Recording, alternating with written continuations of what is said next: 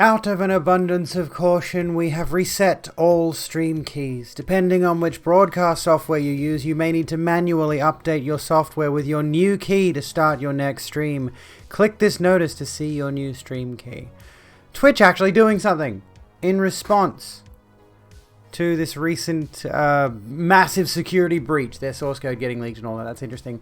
NB pals, guys and gals, welcome back to the Rogue Room. I am your host, Abigail Beck, with a bare face except for mascara and eyeliner. Fucking deal with it. I couldn't be bothered. I was like rapidly approaching stream and I'm like, I don't want to get my whole makeup kit out, dude. So I didn't. I just said, fuck it. I'm gonna be cute without, like, I'm going to be cute without makeup, so deal with it. Here's a flex for you. Us. Still got the biceps. I have to cover my ass though, because this is a very, very short dress. Anyway. You're in party chat, but you'll lurk. Sounds good, sounds good, sounds good. Extremely cute. Thank you kindly. Thank you kindly. You already changed yours, which made you suspicious of the email. You've tested OBS and you didn't need to update. Okay. Okay. Well, there we go. This is why you've each. You don't need makeup if nobody sees your face. That's a fair point. I think that was one of, I've got a fellow streamer friend who actually suggested that to me. Like, the reason they started adding VTubing into their streams is because, like, some nights they just didn't want to do makeup. Because people were used to seeing them in a heavy face of makeup. Like, I mean, I've got a very tiny bit. You can see I've got a very, very tiny bit on. Makes my eyes look a bit nicer, but generally speaking, I'm fucking gorgeous. So why should I bother to slather my face in colored dirt every night? Anyway. We're going to talk about this Zodiac killer thing because it's just mildly interesting. I barely know anything about the Zodiac killer other than the fact that the Zodiac killer is a serial killer, and that's about it. It's been a mystery since like 1965, if I recall correctly. The identity of this murderer. Bad news for Ted Cruz, I know, right? Ted Cruz, here I was. Imagine coasting along your entire career on the premise that you're a politician that got away with a bunch of murders, and it gets out that you didn't even do it. That must suck for him. Like, honestly, big rips in chat. F's in chat for Ted Cruz's reputation as the Zodiac killer. Heart goes out to you, man. I know you were really just, like, enjoying the high from everyone thinking you got away with a bunch of kills, but you didn't do it. Sucks to be you, man. Sucks to be you. Anyway. Just stop bothering with makeup, then when I do wear makeup, it's more special. That's fair. That's a fair point. And fuck off to Ted Cruz. I wonder if he's bouncing on his boy's dick to this. Anyway, let's find the article that I had. Jesus Christ. We got a few things I want to talk about tonight. This is an article on CNN. Was the real perpetrator caught? From what I can tell, this is a CNN article. Independent group claims it solved the mystery behind the identity of the Zodiac killer as law enforcement investigates. This is the article I've seen. There's more than one. Well, there was a Zodiac copycat in New York. Anyway. Could be erroneous identification. Could be. It's not solved. The mystery's not really technically solved yet. It's not a closed case. And yeah, based on what we've known so far, guy died in 2018, apparently. So here we go. Let's have a scan through this. Let's have a look through what information we have here on CNN. Law enforcement agencies said they are still investigating the Zodiac killer case as an independent group of cold case investigators came forward Wednesday to claim they had solved the mystery of who was behind the decades-old serial murders. The case breakers, a team of 40 former law enforcement investigators, said they identified the man they believe is the Zodiac killer using new physical and forensic evidence and information from eyewitnesses, according to a press release. Thank you for the head pat, Sarah. Hello, Kiara. How you doing? The group also filed court affidavits and secured decades of pictures from the man's former darkroom, casebreakers said. They named the man in the release, saying they believe he passed away in 2018. CNN's attempts to reach out to the family members of the named individual have been unsuccessful. The Zodiac killer is believed to be responsible for at least 5 murders in Northern California from 1968 to 1969. Nice. I shouldn't make these kind of jokes regarding killings, but it's a 69. It's part of the Twitch TOS, okay? In response to the new claims, the San Francisco Police Department confirmed to CNN that it is still an open investigation. We are unable to speak to potential suspects as this is still an open as this is still an open investigation. Yeah, we just literally... It is still an open investigation. Hi, hang on a second. Just give me a second here. Beep, boop, beep, beep. Hi, is this the Department of Redundancy Department? Thank you. Anyway. The San Francisco PD said in a statement. Beep, boop, beep. I was doing Gina Carano's pronouns. The FBI, which has been supporting local law enforcement in the investigation, also did not acknowledge the claims. The Zodiac killer case remains open. We have no new information to share at the moment, the FBI said in a statement to CNN. The case breakers also said in the release that the man is responsible for the 1966 killing of Cherry Joe Bates in Riverside County, California. While the Riverside Police Department could not comment on the man identified by the case breakers, RPD Public Information Officer Ryan Railsback... I may have read that as Ryan Ballsack. Where is my head tonight? What the fuck?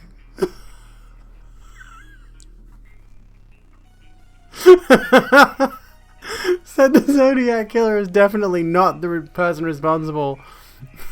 Death of Bates Gridlock. We're laughing!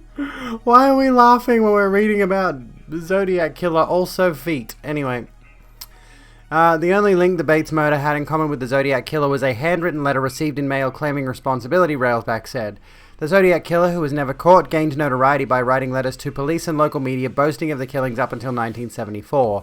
Claiming to have killed as many as 37 people, he also wrote some letters in code and included bloody bits of clothing to use as proof of the acts. And that seems to be everything CNN has. Okay, so... is there more on the Zodiac killer? I think there might actually be more information out there. Gridlock. Can we get some gridlocks in chat? Hell yes, we can.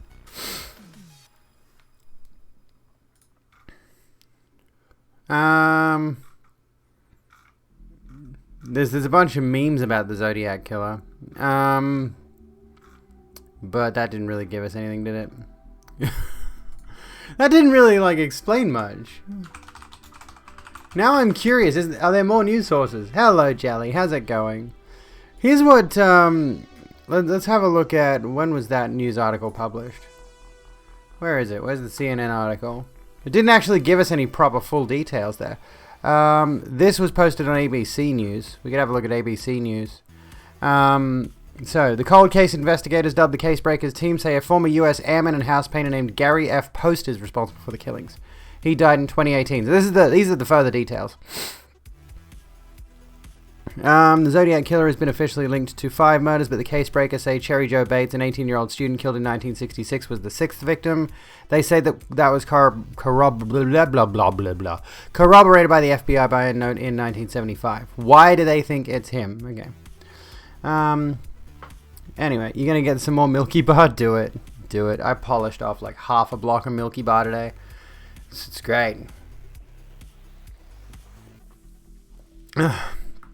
Some of the evidence they say points to Mr. Post includes a paint-splattered watch bought at a military base found by police after Ms. Bates' murder, a heel print of the same style and shoe size found at 3 other Zodiac crime scenes, forehead scars similar to the San Francisco Police Department's sketch of the Zodiac killer, links between his name and coded messages sent to police by someone claiming to be the killer. Is this official? Can't have Milky Bar. Aw, that sucks. Is this official? No. The San Francisco office of the FBI said in a statement to the San Francisco Chronicle that the case remained open and they had no new information to share at the moment. Sources also told the newspaper that the latest evidence didn't appear to be conclusive. Said I'm talking about the Zodiac killer. This isn't Ted Cruz. Well, look! The newspaper, the latest evidence didn't appear to be conclusive. It still could be Ted Cruz. It could still be Ted Cruz. Listen, don't lose hope, guys. It could still be Ted Cruz. It could very well still be Ted Cruz. This is the artist's interpretation. Anyway. So, if we look at this and we look at this, Gary F. Post, there's similarities, but I mean, it's a pretty rough sketch. Anyway. There was, what was it? There was this picture here, right? That's him, I think. Is that who that's supposed to be? Or is this a joke? I don't know what's going on. I keep seeing this picture pop up. And I'm like, is it a joke? Anyway, I don't know what... Are people memeing on me? Anyway, the case breakers said in a statement they wanted to share evidence about Ms. Bates with local police, but local police said they were 100% sure the Zodiac killer wasn't responsible for her death. The group claims DNA evidence from Ms. Bates' killer could be tested against Mr. Post's DNA to confirm the theory.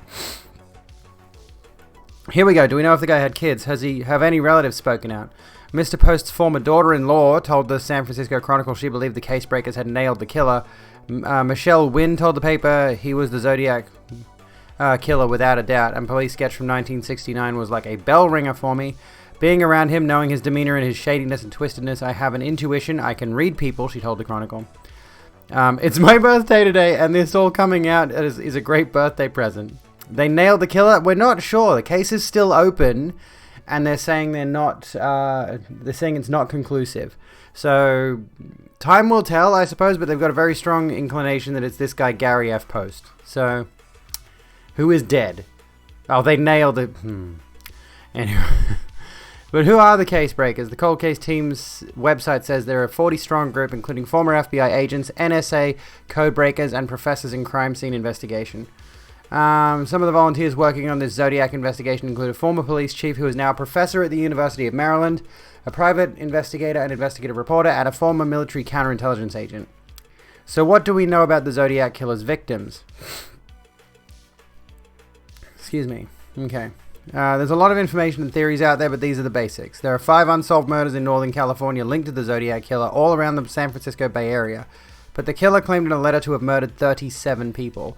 The 5 linked victims started with David Faraday, 17, and Betty Lou Jensen, 16, who were on a date in December 1968 when they were shot on a remote road outside Vallejo, northeast of San Francisco. On July 4, 1969, another pair were attacked in a remote car park near Vallejo.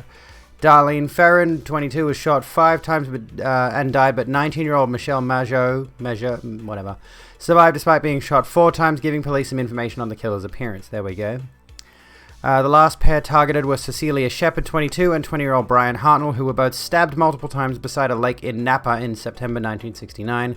Mr. Hartnell survived the attack. The final linked victim was 29-year-old taxi driver Paul Stein, who was shot in the head in a San Francisco neighborhood the next month. The Zodiac killer claimed this murder by sending in some bloody clothing to the San Francisco Chronicle. That must be terrifying. Like, if you're working in, like, I know we have our questions and we have our thoughts about, you know, journalists, people working in the media and all of that kind of thing, but just imagine you're just doing your job reporting the news, you're doing some research, you're making some phone calls, some emails, all that kind of thing. All of a sudden a package gets delivered to the office and it's some blood-soaked clothing. What the fuck are you gonna do with that? Like, it'd be different if you were like a cop, if you were an investigator or something. You'd kind of expect that. Blame the intern for not making more coffee. Agreed.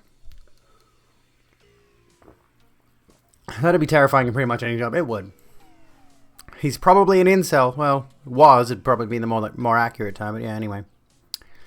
Are there any other suspects? There have been many names thrown out there over the years, like Ted Cruz, but one of the key possibilities was convicted child molester Arthur Lee Allen. He died in 1992, just a month after he was positively identified by surviving victim Michael Majo. I have no idea if I'm pronouncing that correctly. While Allen was questioned about the Napa murder of Cecilia Shepard and police conducted searches of his property in the 1970s, he wasn't ever arrested and no one has been for the killings. What about those coded messages? So this is like a full detailed backstory here. The CNN article is a really brief synopsis that goes over the most recent events. Letters often starting with "This is the Zodiac speaking" were sent to local newspapers in California until the 1970s. But what gets the most attention is the 4 ciphers, handwritten codes sent to the letters that claimed, among many things, to reveal the identity of the killer. Sent with the letters. Handwritten codes sent to the letters. That makes total sense. One of the case breakers' team, former Army counterintelligence agent Jen Buchholz, told Fox News in the US that one of these notes could now be deciphered to reveal another message. So you've got to know Gary's full name in order to decipher these anagrams, Ms. Buchholz said. I don't think there's any other way anybody would have figured it out. Late last year, Melbourne mathematician Sam Blake helped to crack the so-called 340 cipher thanks to the extra time he had on his hands during lockdown. 2 of the ciphers officially remain unsolved, including the one that's said to reveal the killer's name. I can see why this is like such a I can see why this is such a... What's the thing I'm looking for? Like an intriguing case among those who are invested in serial killers. There's a reason Zodiac is... Popular is not the right word for this, but like everyone's heard of the Zodiac killer. And the reason is because all of this... I don't know, all this detail. This... Melbourne. It's fascinating is a good word for it, yeah. A deciphered section of the code. I hope you are having lots of fun in trying to catch me. That wasn't me on the TV show. Which brings up a point about me. I am not afraid of the gas chamber. Remember when a state in the US was refurbishing their gas chambers to execute prisoners? That's a thing. They're still doing that. I think it was Arkansas. Because it will send me to paradise all the sooner. Because I now have enough slaves to work for me where everyone else has nothing when they reach paradise. Interesting that it's spelled with a C. I wonder what that's supposed to imply. So they are afraid of death. I am not afraid because I know that my new life is... life will be an easy one in paradise death. Dr. Blake told the ABC last year that both unsolved ciphers are much shorter, making them harder to solve. In the third cipher that is 13 characters long, he writes, "My name is," and then lists those 13 characters, Dr. Blake said. From a cryptographic point of view, there's not enough information in there to solve that on its own with any certainty. You could run a computer program that could generate millions of candidate solutions to that without any trouble. And that's it. There's a related story there. How a Melbourne mathematician's COVID boredom led to cracking one of the Zodiac killer's 50-year-old ciphers. We might as well continue. This was on December 2020. How coronavirus lockdown boredom led Melbourne mathematician Sam Blake to cracking a Zodiac killer cipher. The marketing sure is something. Yeah, it's interesting, isn't it? It's just a grade A psychopath. Can watch this and read at the same time with picture-in-picture. I could do that. Shall we have a glance? Let's watch this video. I'm curious now. This is an interesting little development. Because I've only ever really heard of the Zodiac killer in passing. It's not something I've deeply looked into. The only real thing I've ever known is that serial killer who is well known for doing a serial killing. That's the extent of my knowledge on the Zodiac, you know. And the memes from Eric about the Zodiac being Ted Cruz, which I still firmly believe. Let's have a look at this video. Let's see what this is like. It was such a long shot. We tried several 100,000 incorrect ways of solving the cipher, and just by chance we happened to sort of stumble upon a fragment of... By the way, the video's out of sync for me too on this one, so don't give me that shit. ...of how it could be solved, and using that fragment we reverse engineered the entire solution and got the entire message out from the Zodiac. I mean, I'm not an expert on what the Zodiac had to say. I managed to help to get that message out. Yeah, we fixed my desync issues. It doesn't reveal his identity. It doesn't give a lot of clues to his identity. I think more what it does is the method that he was able to use to create that cipher may help track down who he is. David Aranchak is from the United States, and he has been working on trying to solve this cipher. This is literally the Skype experience, though, by the way. I mean, I don't know how Skype is these days, but back when I regularly used it, this was the way it worked. You would try to be in a video chat with somebody, and they'd be talking, and you'd be hearing their voice before the video syncs up, by about a second. It was so frustrating. Discord is way better for this. In his spare time for 15 years. Which is a Herculean effort. I saw some of the videos that he'd put online promoting analysis that he'd done of this cipher, and I thought they were excellent. Yeah, you could link that video. I reached out to him in, I think, about March of this year, and it was sort of a way of getting through the Melbourne COVID lockdown was to play around with this in my spare time. And I used the Spartan supercomputer at Melbourne University to run some of our candidate reading directions through the cipher in order to work out which was the right direction to look through the cipher. And so it was a large problem of trial and error. It was a homophonic substitution cipher, so letters in the text that the Zodiac was encrypting is replaced with multiple symbols. But then the reading direction that we're normally used to is, left to right, top to bottom on a page.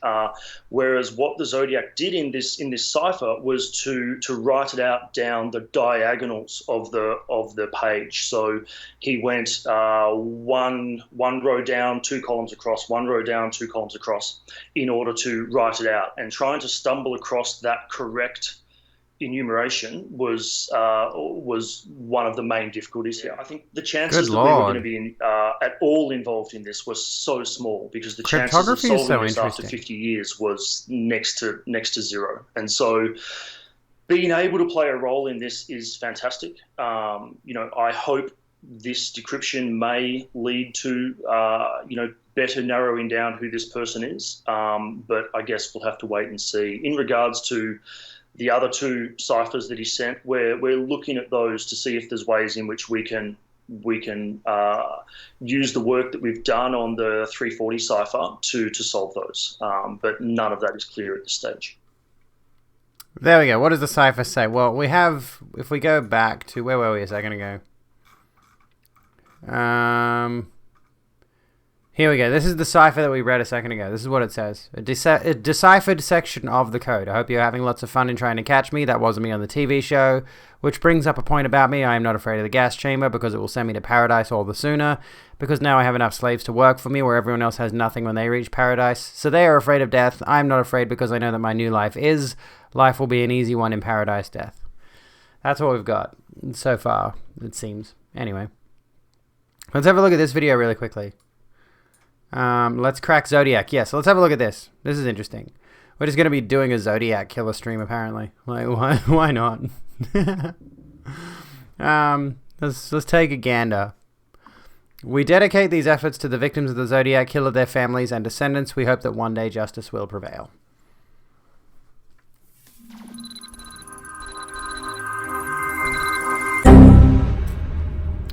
It's cracked. Oh my god. So this Video's over. We did it. We solved the Zodiac killer ciphers. is a big one. We have a solution for the 340 and it's real. I've been working together with two other codebreakers for a while now. One is named Sam Blake. He's an applied mathematician who lives in Australia and has worked on several interesting problems. The other is named Jarl van Eyck, who is a warehouse operator who lives in Belgium. He's also a very gifted programmer and created excellent code-breaking software called AZ Decrypt, which was inspired by his desire to crack the cipher. Well, Sam became interested in ways to do transpositions or manipulations of the 340. It was assumed that Zodiac did something different to the message before assigning all the symbols, and that could explain why the cipher was unsolved for so long, so we started doing a lot of experiments. He sent me about 650,000 different manipulations of the ciphertext. Our thinking How do you get into this shit? was, if Zodiac rearranged the Deciphering, not serial killing. Although, cipher message somehow, let's try to find out how. I took all of Sam's manipulations and ran them through Jarl's AZ Decrypt codebreaking program. The idea was to take Sam's hundreds of thousands of variations of the 340 and try to get AZ Decrypt to crack them. Maybe we'd stumble on something. Well, on Thursday, December 3rd, I mean, realistically, I just want to get into coding, period. after many months of running Sam's experiments in AZ Decrypt, I looked at this solution that was mostly gibberish. So it looks like the thousands of others. Normally I'd ignore them, but this one had words like, "Hope you are trying to catch me," Tight deserts. and "or the gas chamber." At that time, the rest of the plain text looked like garbage and nonsense, like many other thousands of solutions I've seen over the years. But these phrases turned out to be our way into the real solutions I've seen over the years. But these phrases turned out to be our way into the real solution, and we almost overlooked them. So we took a closer look at Sam's manipulation of the 340. What he did was split the cipher into 3 sections. The first section is 9 lines long. So is the second section. Then there are 2 lines in the third and last section. In Sam's manipulation of the cipher, he reads through all the symbols in a diagonal direction, following this rule. First, start in the upper left corner, write out that symbol, move down 1, and then move over 2. Write out that symbol.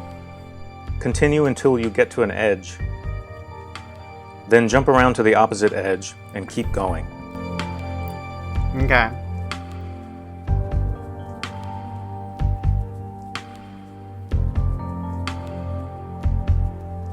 Then you'll have a rewritten cipher that looks like this. So I put that first manipulated section of the cipher into AZ Decrypt hoping it would solve it, but it didn't come up with anything useful. The phrases "hope you are trying to catch me" and "gas chamber" didn't even appear again. But those phrases came up before, so I plugged those into AZ Decrypt using what's called a crib feature. Basically, you can lock in words at specific positions. Then the solver leaves those words alone while it searches for the rest of the key. So here goes. I clicked on Solve with Cribs, and boom, suddenly got a really clean message. And the phrase, "That wasn't me on the TV show," pops out. At this point, I jumped out of my chair and yelled, "Holy shit!" It's because I knew the cipher was received on What was that from? I know that from something. What was that clip from? That's familiar. November 8, 1969, which is about 2 weeks after someone calling themselves Zodiac called into a TV talk show hosted by Jim Dunbar and featuring the famous lawyer Melvin Belli. Monty Python. Was it Monty Python? Oh yeah, it was. Yes, it was when the illustrator just suddenly experiences a heart attack. Spoilers if you haven't seen that 50-year-old movie at this point. I love Holy Grail, yeah. I've seen it heaps of times. It's great. While the show was on the air, the caller said, "I need help. I'm sick. I don't want to go to the gas chamber." And then we'll come back and I'll give you a specific answer to this question: are you going to the gas chamber? Huh? I want to kill those kids.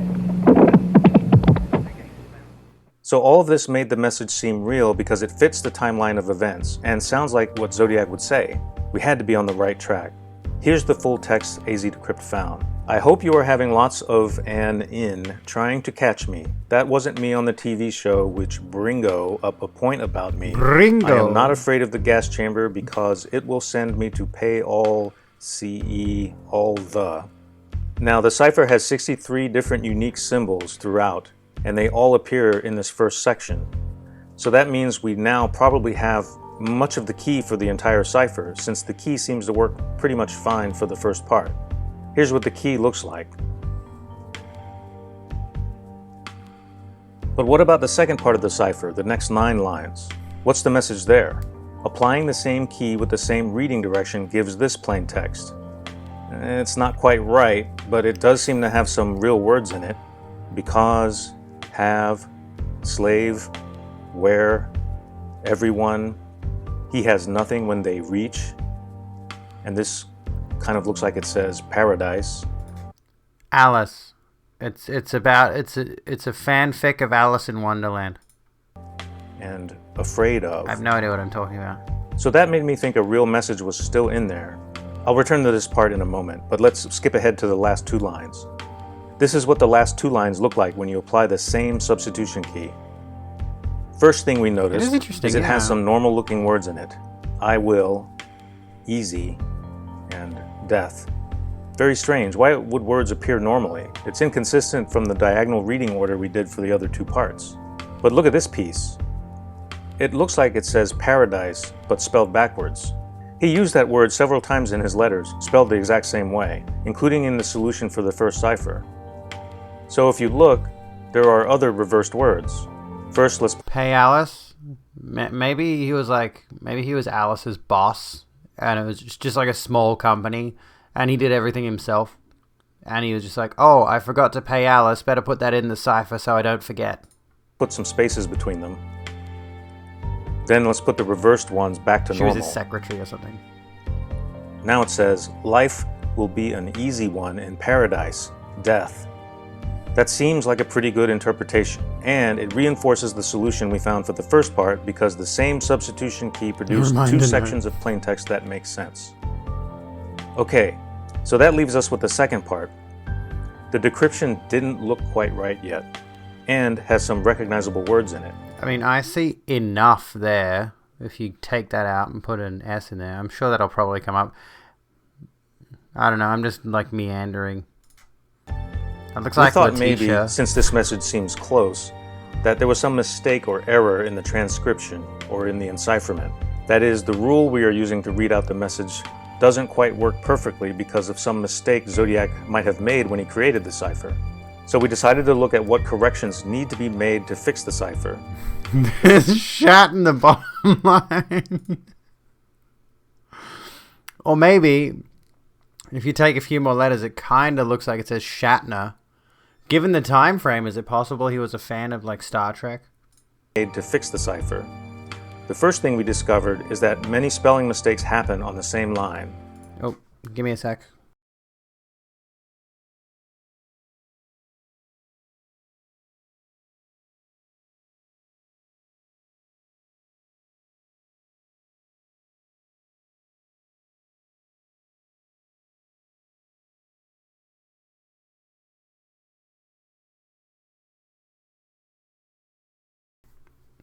I think we're all good.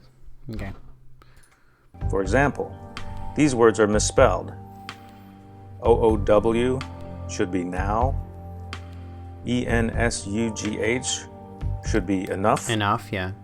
Slaver should be slaves. And well, I mean, slaver is a word. That could definitely be a part of the message. Hello, Cranebolt. How you going? Hello, Clara. FOV. Yeah, it was just my daughter. She can't sleep. I don't know. E should be 4. No, FOV. No. Zodiac was ahead of his time. He was a precursor to Total Biscuit. He really wanted FOV sliders in video games back before video games existed.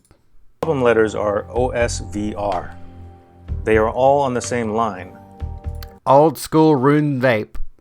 To fix the spelling, you have to change those letters to NOSR. Yeah, we're doing crosswords. But notice that NOSR is on the same line, but is shifted one position to the left. Should I stop making jokes about the serial killer?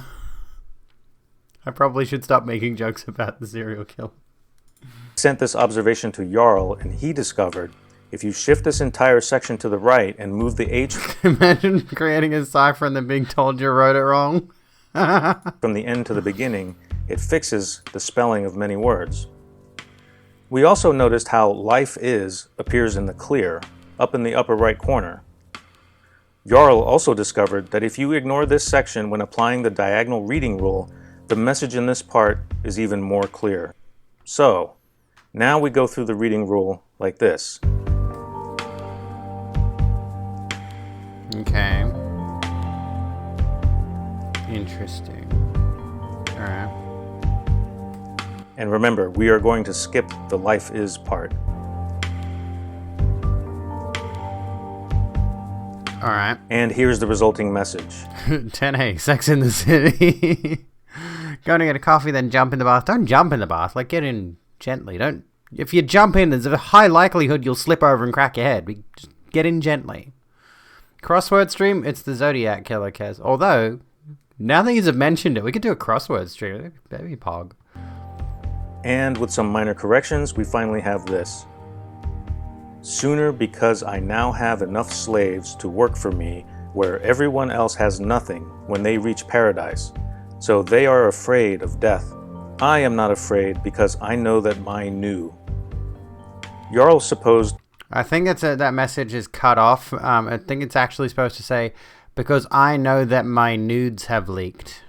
That Zodiac may have intended for the extra words life is to be placed at the end of the message, so it reads, I am not afraid because I know that my new life is.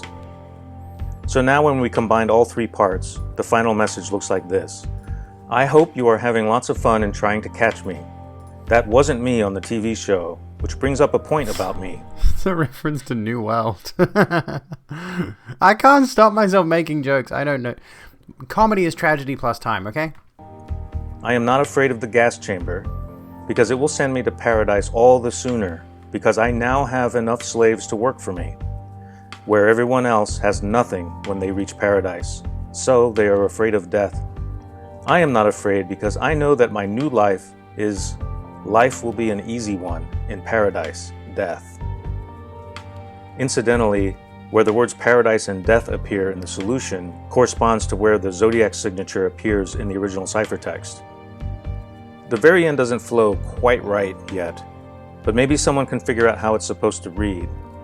But that is the final message we settled on, and we submitted it to the FBI on the morning of Saturday, December 5th.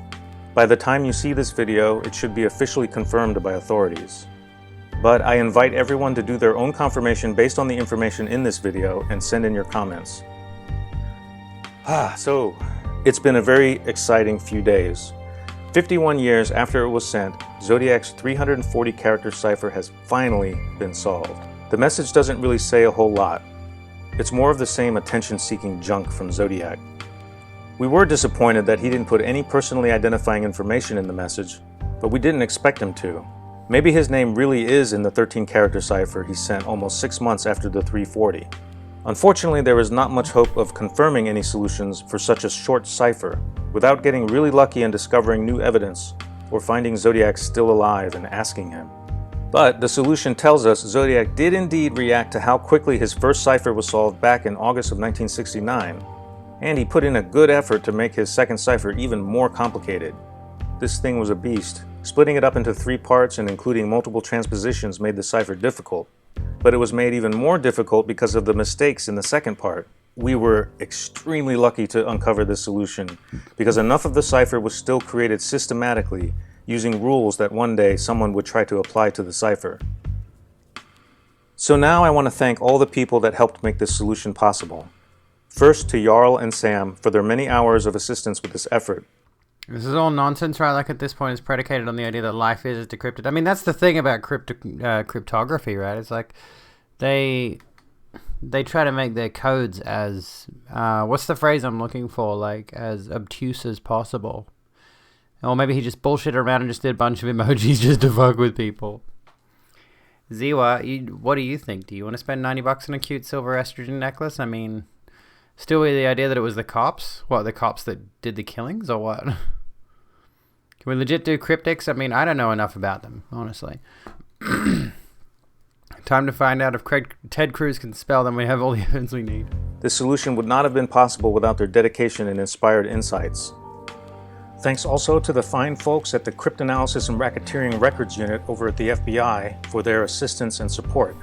Imagine making a YouTube video and thanking the FBI at the end of it. Also want to thank Mike Morford, Michael Butterfield, and Tom Voigt for their websites and forums, full of useful Zodiac information.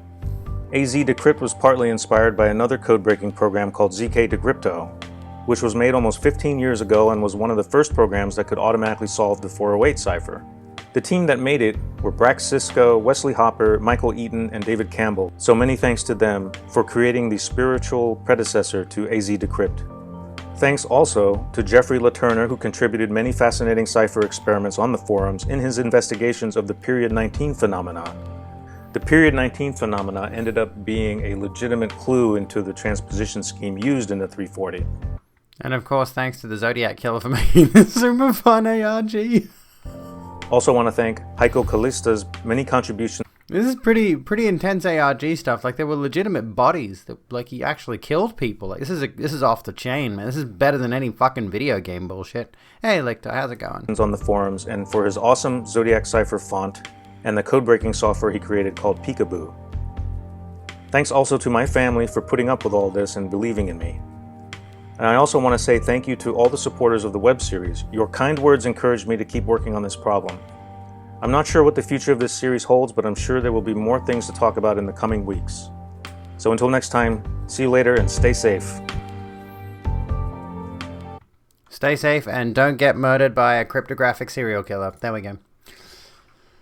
That was pretty interesting. That's from back in December of last year, so yeah. But I guess there's been some progress on that front, which is rather interesting. So yeah, we now have a name, it seems, but the case is still open, which is I don't know what that means in the grand scheme of things. Meanwhile, his wife is divorcing him over the obsession. You've bought it, you've wanted it for quite a while. Heck yes, that's awesome. Ow. Oh, damn it, my elbow's sore. I banged my elbow on the bathroom door handle earlier and just fucking... Yeah, the ARG is still going. Yeah, my arm is in pain. It's awesome. It's great. I highly recommend it. There we go. There's a bit on the Zodiac Killer, I suppose. I don't know if there's much more we could look into, honestly. I think that's pretty much covered it. Ted Cruz, not his real name, it's Raphael Edward Cruz. Why do you, it's been real quiet since this video dropped. Why do you think he goes by Ted Cruz and not Raphael, for example? I'm just curious, because Ted Cruz,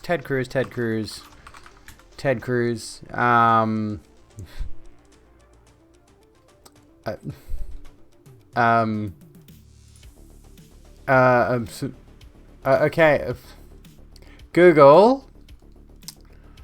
I just googled Ted Cruz, and the first Wikipedia result is Ted Cruz Zodiac Killer meme. I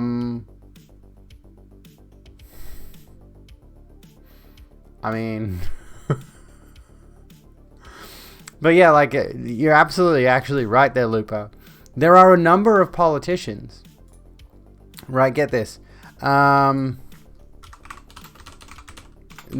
are a number of politicians who do not use their real first name or their real full name or whatever. Do you know what Mitch McConnell's real name is? Addison. Alright, but Mitch is a lot more relatable. There are a number of politicians who do this. So Edward, Ted is short for Edward, so they default to using their middle name, and because, you know, it's a generally, what is it, like, America is a pretty white-centric country, and they want to maintain the white vote, it's a way of pandering to Anglos, pretty much. To summarize, you know, Raphael isn't American enough. Exactly. Ted is a pretty American-sounding name.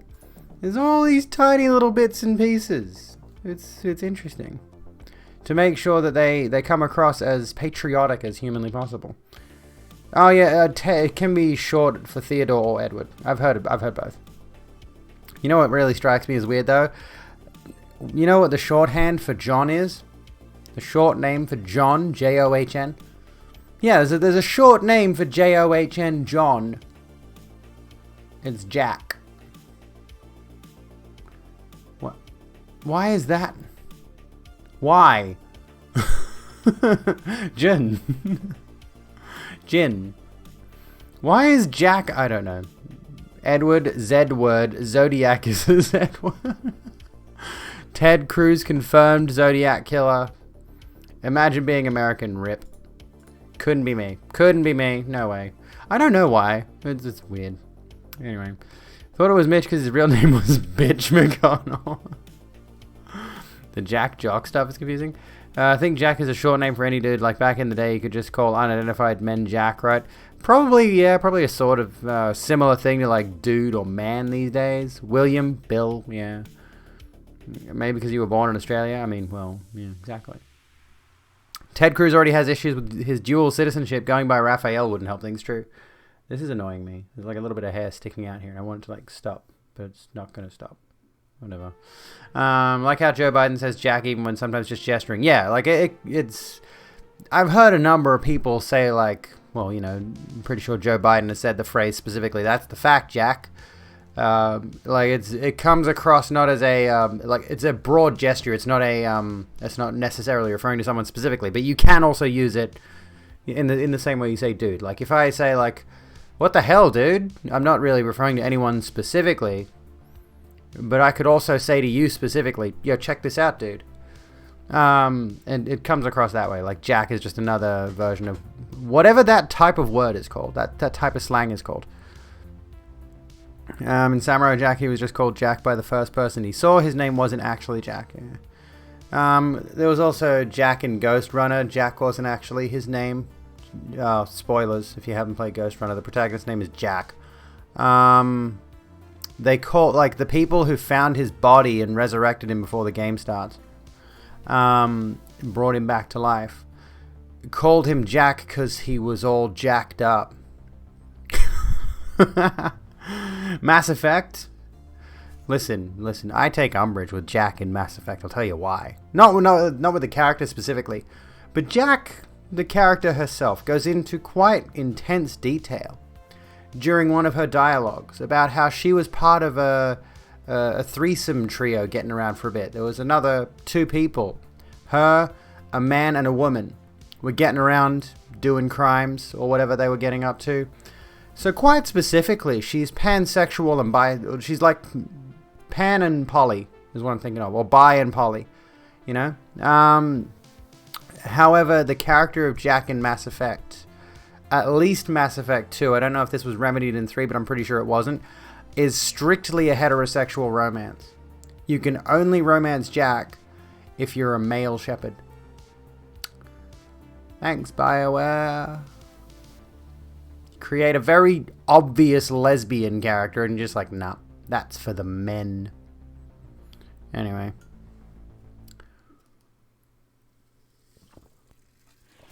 Speaking of nicknames, Elizabeth has too many. That's true. Jack, Cracker Jack. Jack is short for Cracker. Must be it. It must be. Anyways, there we go. We've got that. Jack radiates so much butch lesbian energy it could power an entire Sapphic Island, and they make her a het romance. I know, it's such a fucking rip, dude. Like, what the fuck? How did they come to that conclusion? Bye, Polly, is what I say after I fuck a bird. Why are you the way that you are? Hello, Ginger Bay. How you doing? Jack Black's name is actually Thomas. That's rather amusing, actually.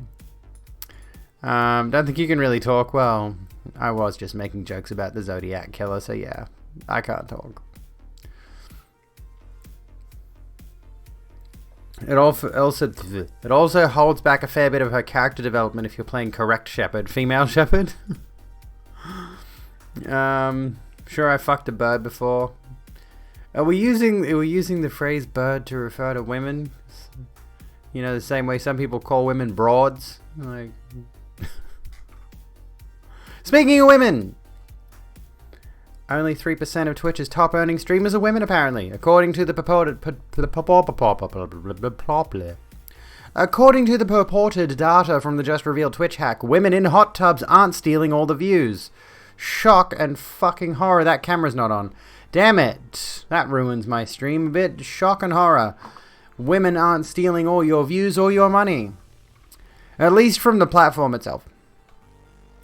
I mean, if you go... this is the thing, right? I think Chaturbate just recently announced you can go and stream games on there if you want. You can go and stream games on Chaturbate. And if you go over to Chaturbate as a platform primarily designed for pornographic streams, and you decide to stream games on there, chances are the women in hot tubs or the women with dildos shoved up their ass are going to be stealing your views. Because people go to that website for porn specifically. But anyway, you could try to make it as a gaming streamer on there. I'm not going to stop you. The Twitch leak from 4chan confirmed what a lot of people already know. The majority of the platform's most successful content creators are men, specifically white men. But what's shocking is the disparity. Out of the top 100 creators, only 3 of them are women. Only 1 of them is a woman of color. This morning, an anonymous hacker leaked a massive 125GB archive purportedly filled with source code for Twitch's website and services, its client apps for various consoles, its Amazon cloud-based services, various proprietary SDKs, other services Twitch owns, tools used by its security operations center, and even for an unreleased Steam competitor for Amazon Game Studios. Among all the source code, there's seemingly also information about the income of certain individual streamers. Twitch confirmed the validity of this leak a few hours ago. Am I certain about... maybe it wasn't Chaturbate, maybe it was another adult site, but certainly one of them was like... one of the adult live streaming sites announced they were allowing game streaming. I can't remember.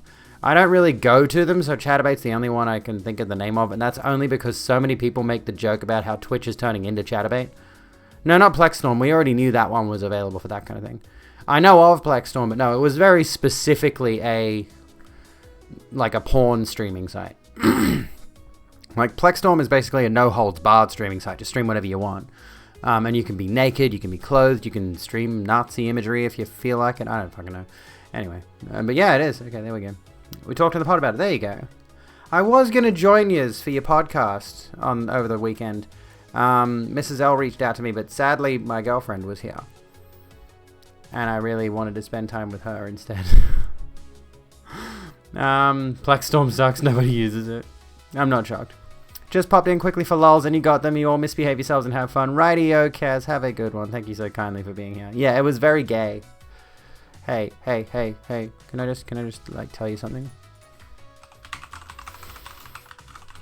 Let me just tell you something really quickly.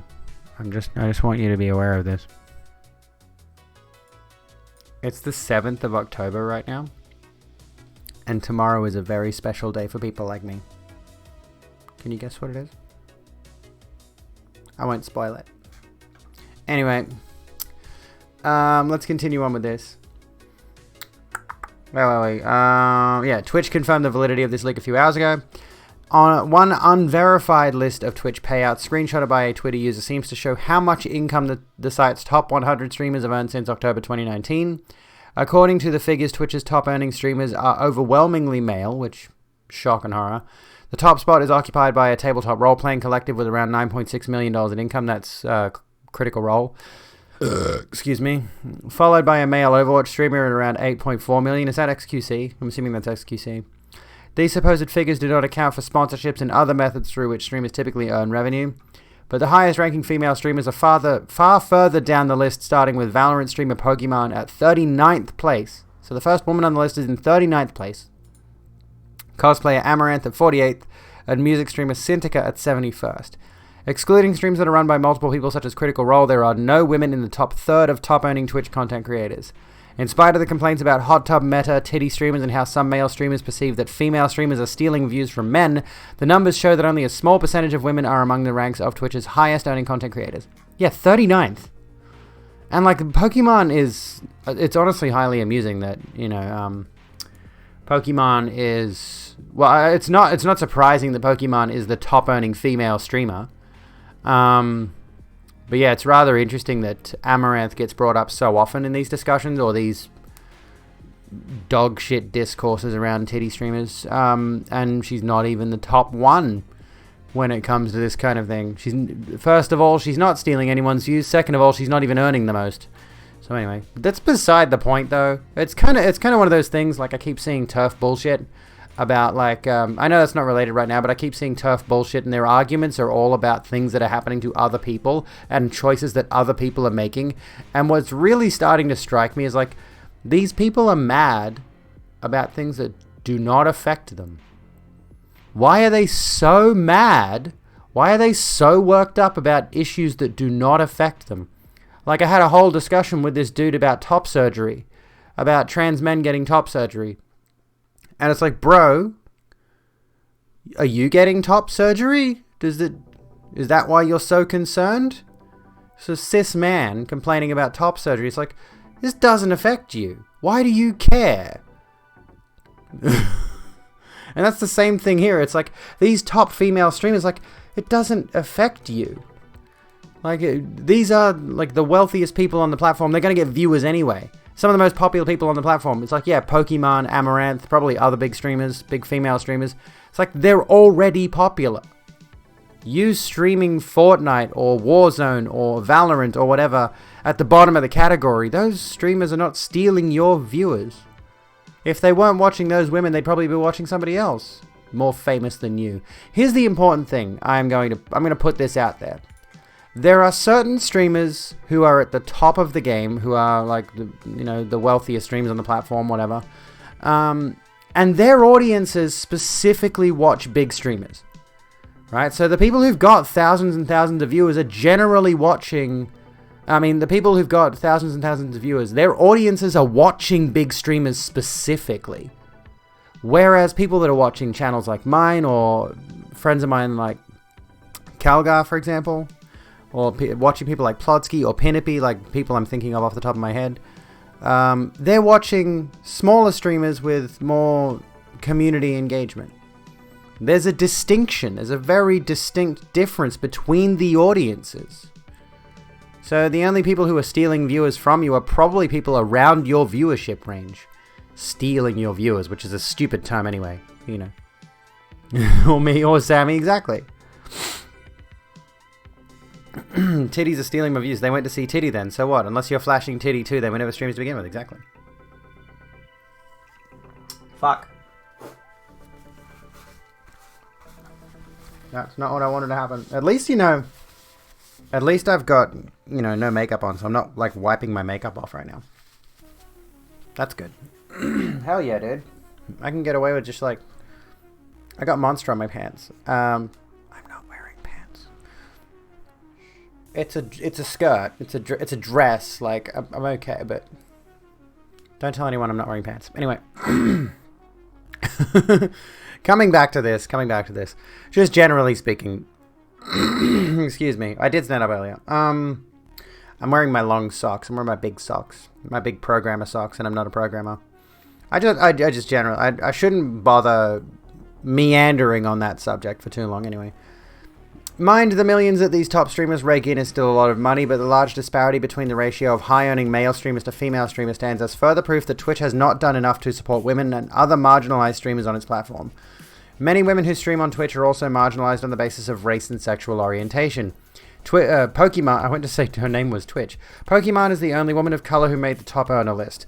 Many smaller streamers struggle with staying safe on the platform. When Twitch rolled out identity-based tags, this may help with discoverability. It didn't solve the toxicity against marginalized streamers on the platform. This August, there was an influx of hate raids against queer streamers and streamers of color. Several streamers participated in a Twitch boycott under the hashtag #TwitchDoBetter hashtag to protest these hate raids. The reputed lack of women in POC among Twitch's top owners comes as no surprise to Vanessa Brassfield, a black Twitch streamer known as Pleasantly Twisted. She tweeted, "All that energy we spent pissing and crying about how women were making a dangerous precedent amidst incels shouting titty streamers, and they're not even in the same grouping for payouts. Find the black person on the top owners list while you're at it." So there we go. There's some good stuff to consider with regards to this whole thing. The very ludicrous things that Twitch streamers say, or people who are part of the Twitch community say about women, about people of color, about queer folks, it shouldn't come as a shock, honestly. Like, bigotries just, perpetuate. But take care, Jelly. Have a good one. You're American, so you should have been sleeping a while ago. Plot twist.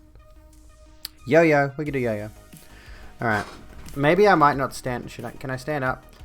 It's unfair to blame Twitch for gaming community's shitty culture. Well, it's kind of bled over and become part of Twitch. Oh, I didn't realize I was listening to my music in my headphones. I should probably unplug those. Anyway. It's honestly like... Can I stand up? I can stand up. Hang on. I fixed my camera because, let's see if that works. There we go. That's good. Here we go. We got this. But it's hard to separate the online streaming culture and online video culture and all of that from the gaming community. You look at the way that gaming has evolved to include content creation in such a big way, and it's hard to separate the two. What we should consider is the fact that Twitch is not just one community. We are not a unified front here on this platform. That's obvious, given how often people get brigaded with hate on the platform, even outside the regular hate raids. Like, if some streamer has a certain shitty take or whatever, they get clipped and they get taken out of context and they get posted on Livestream Fail, and a huge chunk of the Twitch community goes and just harasses the shit out of that person on Twitter or Reddit or however, wherever. It's a whole thing, right? So I don't think we can separate the bigotry inherent to the platform at this point and the connection it has to the gaming community. Drink up from my VPA shaker. And I think one of the factors that comes back around to mind with regard to bigotry on Twitch. Thank you for the hugs. Thank you for giving a heck. And Lily, thank you for getting me to show off these muscles even if my elbow hurts. That was dumb. Ow. What was I going to say? Okay, so let me continue on. I think, given what we've been reading and researching recently, and there's another thing I want to show you, actually. Let's see if I can find it, because I did post it in my Discord earlier. Where is it? Is it in here? It might not even be in here. We got parity, white supremacist cops, because of course, roadmap out of COVID. That's not what I want. Given we've been talking a lot about social media and the lack of interest the platform seems to have in, or the lack of interest platforms seem to have in curbing hate speech, radicalization, violent speech, and all these kind of things. I think we can infer Twitch is probably the same as all the others, in the sense that it's well aware of the, and honestly, especially with regards to the hate rates thing, Twitch could not possibly be ignorant of the problem at this point. There's simply no way. We'll get to the roadmap out of COVID, which I'm looking at the roadmap out of COVID like I look at the roadmap for the Avengers game, Anyway, thank you for the head pat, Zuwoo. Anywho, let's take a look at another facet of this. Like, as we mentioned, Facebook, Instagram, and all of those, it's been revealed, generally speaking, have no particular business incentive towards curbing hate speech. and trying to stem the tide of radicalization that is prevalent on their platforms. And we talked about the fact that, you could follow certain accounts on Instagram or wherever, and Instagram would start recommending you increasingly damaging things based on your interaction on the platform. So basically you start liking one or two things that seem fairly normal at the surface level, and then you start getting recommended more and more radical stuff. I think, let me just see for a second. Was it, let me have a look here. Where is it? Who said it? Someone said it. Soul Reaper, I think, said something to the effect of he was watching a StarCraft video on YouTube, and once he got to the end of the video, it was already recommending stuff like Ben Shapiro. So we've talked about the fact that gaming-related content on Twitch. Well, we'll stick with YouTube on that circumstance, but generally speaking, gaming-related content, particularly on YouTube, has this weird interconnection with far-right radical ideas. And what we're going to look at here is another one of these experiments that creates a new account, engages with certain content, and ends up in the far-right pipeline. We'll see how easy it is. So anyway, TikTok's algorithm leads users from transphobic videos to far-right rabbit holes. After interacting exclusively with transphobic videos on TikTok, Media Matters was fed extremist content by the company's For You page. TikTok's For You page recommendation algorithm, and we'll just say this was written by Olivia Little and Abby Richards. Research contributions from Nina Beecham, Carly Evans, and Jeremy Tuthill. Or Tuthill, I don't know. Anyway. TikTok's For You page recommendation algorithm appears to be leading users down far-right rabbit holes. By analyzing and coding over 400 recommended videos after interacting solely with transphobic content, Media Matters traced how TikTok's recommendation algorithm quickly began populating our research accounts For You page with hateful and far-right content. Which, I mean, realistically, if you were paying any attention at all to transphobic points of view, you were already well aware of the fact that it's just a slippery slope to fascism, but anyway. TikTok has long been scrutinized for its dangerous algorithm, viral misinformation, and hateful video recommendations, yet this new research demonstrates how the company's recommendation algorithm can quickly radicalize a user's For You page. Transphobia is deeply intertwined with other kinds of far-right extremism, and TikTok's algorithm only reinforces this connection. Our research suggests that transphobia can be a gateway prejudice leading to further far-right radicalization. To assess this phenomenon, Media Matters created a new TikTok account and engaged only with content we identified as transphobic. This included accounts that had posted multiple videos which degrade trans people, insist that there are only two genders, or mock the trans experience. We coded approximately the first 450 videos fed to our For You page. Even though we solely interacted with transphobic content, we found that our For You page was increasingly populated with videos promoting various far-right views and talking points. That content did include additional transphobic videos, even though such content violates TikTok's hateful behavior community guidelines, like they give a shit, which state the platform does not permit content that attacks, threatens, incites violence against, or otherwise dehumanizes an individual or group on the basis of attributes including gender and gender identity. Semi-lurking sounds good. The destruction of the barrier between things like 4chan and the rest of the internet is what caused all this? More than likely, yeah. Is it a barrier, or is it 4chan bleeding out into other areas of the internet? Key findings. After we interacted with anti-trans content, TikTok's recommendation algorithm populated our For You page feed with more transphobic and homophobic videos, as well as other far-right, hateful, and violent content. Exclusive interaction with anti-trans content spurred TikTok to recommend misogynistic content, racist and white supremacist content, anti-vaccine videos, anti-Semitic content, ableist narratives, conspiracy theories, hate symbols, and videos including general calls to violence. Of the 360 total recommended videos included in our analysis, 103 contained anti-trans and or homophobic narratives, 42 were misogynistic, 29 contained racist narratives or white supremacist messaging, and 14 endorsed violence. Trends in TikTok's For You page narratives following engagement with transphobic content. So transphobia, homophobia, misogyny, racism and white supremacy, prominent far-right figures / talking points, calls to violence, hate symbols, dog whistles, anti-Semitism, and conspiracy theories. Interesting spike in hate symbols there towards the end. That'll probably get covered in this article. I might have to take a leak soon and we'll have to come back to it, but, you know. Transphobia and homophobia. Of the 360 videos analyzed, 103 or 28.6% were found to contain homophobic and or anti-trans content. The transphobic and homophobic content fed to our For You page began with repetitive jokes berating transgender and LGBTQ people, frequently involving a popular meme saying that these individuals are fatherless. That's a weird thing to state, but anyway. As we watched and interacted with more videos, the content fed to our For You page became increasingly violent. In one example... takes 125 gigabyte leak. A video with over 200,000 views featured a video game gunman shooting and killing characters at a gay pride celebration with the text, "Don't mind me, just doing God's work right now." The comment section was filled with users praising these violent actions. The most liked comment on this video, "Beautiful, now do it in real life." Alright, I'll come back in a second because I really do need to pee.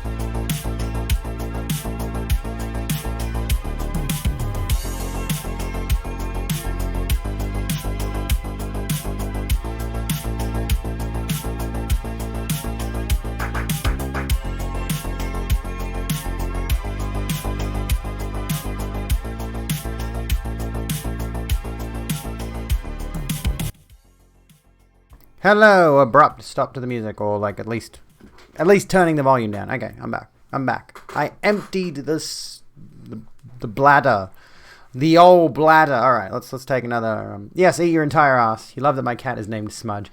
I should add stuff like that to the Be Right Back screen, actually. He's in my laundry basket. He's being cute. He just laying there, and I don't even have a camera that I can show you him. But he just found himself in my laundry basket. I guess that's cool. Whatever. Your desktop browser Twitch gave you a network error. I've noticed a few people getting 2,000 errors recently, which is interesting. Be right back. That'd be good, actually. I could change it to that. I'll fidget with it. I'll update it a bit. Anyway, let's continue. Let's continue on this. Coded calls to violence. Many of TikTok's popular videos involve the combination of viral audio with user-created videos and text.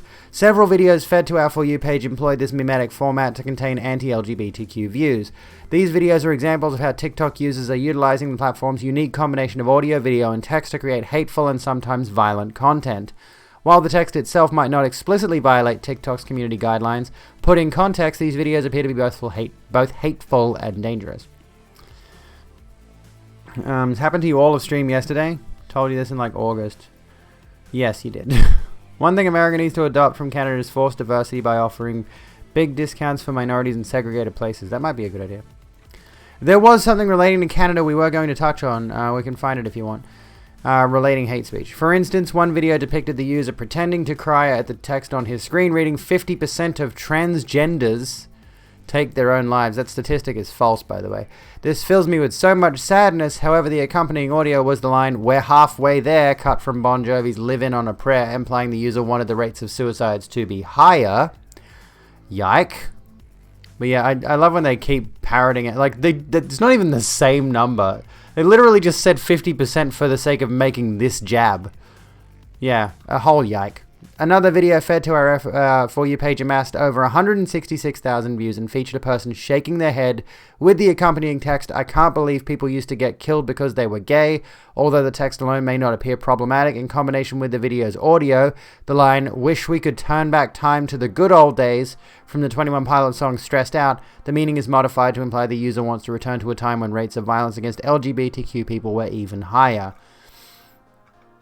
In another example, a user followed the same pattern using the 21 Pilots audio with overlaid text reading, "I can't believe that trans people used to be put in mental institutions." Again, this juxtaposition of image, text, and audio imparts a more sinister meaning than may initially appear.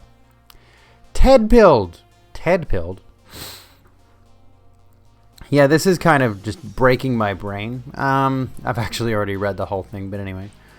Several videos fed to our For You page featured audio called Teddy, in which says, "The Industrial Revolution and its consequences have been a disaster for the human race." A quote taken from the first line of the Unabomber Ted Kaczynski's manifesto, Industrial Society and Its Future. Kaczynski killed 3 people and injured 23 others in 1978 with homemade bombs. The audio, which already has been used in over 1,200 unique videos, has become popular on right-wing TikTok, and particularly in anti-LGBTQ content based on the frequency with which it emerged during our study. In the videos we reviewed, it was frequently paired with montages of screenshots of LGBTQ people live streaming on TikTok. These videos not only use an audio that pays homage to a terrorist, but they also promote the harassment of LGBTQ TikTok users. Fucking Krell? Fucking hell. Where did I get Krell from? Krell is a sci-fi race from something. Fucking Krell. Anyway, I can't remember what franchise. The Unabomber was a trans woman, unironically. Don't associate us with them. But yeah, that's fucking yikes. Orville. Is it Orville? I haven't seen Orville, but you might be right. Prominent far-right figures in 27 of the 360 videos fed to our For You page. Users praised prominent right-wing or far-right figures such as former President Donald Trump, UK Prime Minister Boris Johnson, far-right media personality Stephen Crowder, far-right and white nationalist political commentator Nick Fuentes, and Daily Wire's Ben Shapiro, former leader of the British Union of Fascists Oswald Mosley, and Paul Nicholas Miller, aka the Gypsy Crusader, a far-right internet personality known for cosplaying as the Joker and promoting white supremacist views online via chatting service Omegle.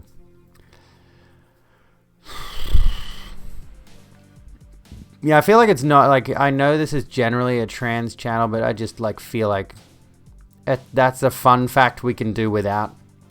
Our account was fed 3 videos containing far-right dog whistles and 7 videos containing hate symbols, including videos and profile pictures containing black suns, skull masks, and a rising sun flag.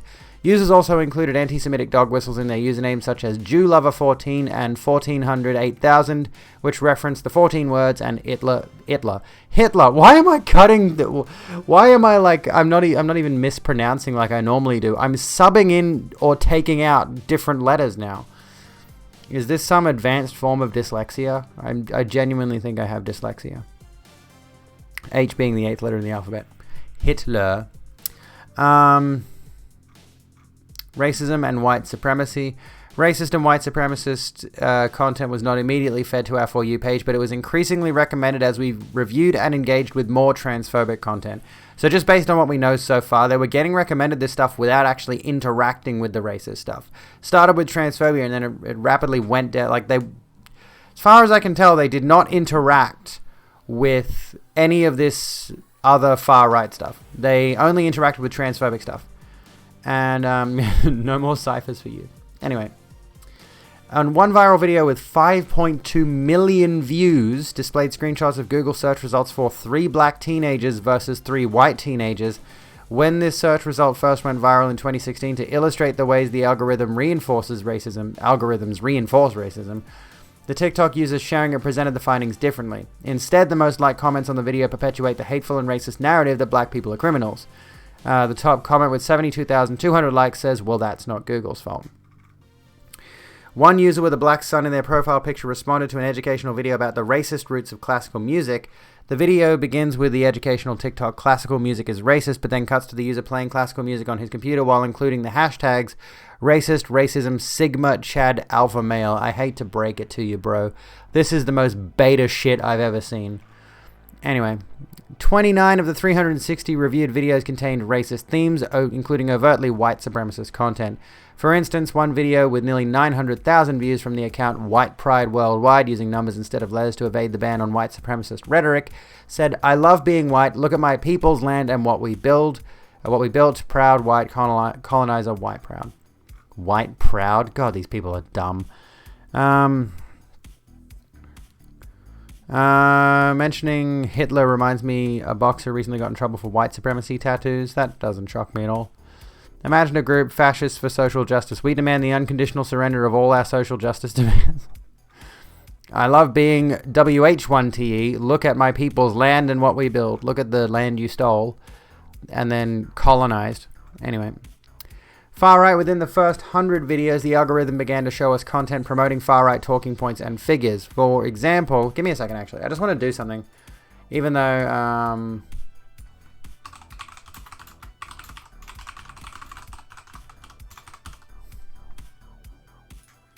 there we go. I'm just changing the title because I figured I should probably do that because we've changed the topic. I should get into the habit of doing that more often. For example, one video on our For You page was from an account called Lithuanian Nationalistas, which celebrated Paul Miller, a far-right extremist currently facing up to 30 years in federal prison. Of the 360 total videos reviewed, 27 overtly promoted far-right political ideologies. These videos included the celebration of fascist historical figures such as Oswald Mosley, edits intended to praise Polish nationalism. The far-right slogan, Reject Modernity. Fuck, I can't read. Reject modernity, embrace tradition, and repetitive criticism of degeneracy, often referring to LGBTQ people. Disagree equals no childhood? What? Okie dokie. Revolt against the modern world, not because it is modern, but because it is evil, and they use an imagery of Jesus Christ? Like, fucking hell, dude. Conclusion, this research illustrates that on TikTok, engaging with anti-trans content alone is enough to turn an individual's For You page into a cesspool of extremism, hatred, and violence. In many instances, videos containing harmful or violative content expressed more than one form of dangerous rhetoric. For example, many videos containing racist rhetoric or tropes also frequently included instances of transphobia, homophobia, misogyny, and/or anti-Semitism. One video, for instance, celebrated the idea of kids failing their transgender people of color history test. The intersectional nature of these videos means creators can incorporate various strains of bigotry and hate and thus introduce viewers to new dangerous ideologies. Other social media companies have struggled with their platforms radicalizing users into the far right, but TikTok's rapid supply of content appears to allow exposure to even more hateful content in a fraction of the time it takes to see content on YouTube. When a user opens TikTok, a video immediately starts playing. Even the seemingly simple requirement of clicking a post or video on sites like Reddit or YouTube is largely removed from TikTok's user interface. While nearly 400 may sound like a large number of videos, if a user watches videos for an average of 20 seconds each, they could consume 400 videos in just over 2 hours. A user could feasibly download the app at breakfast and be fed overtly white supremacist and neo-Nazi content before lunch. Methodology. Media Matters created a new TikTok account using a device solely for related research and engaged with only transphobic content.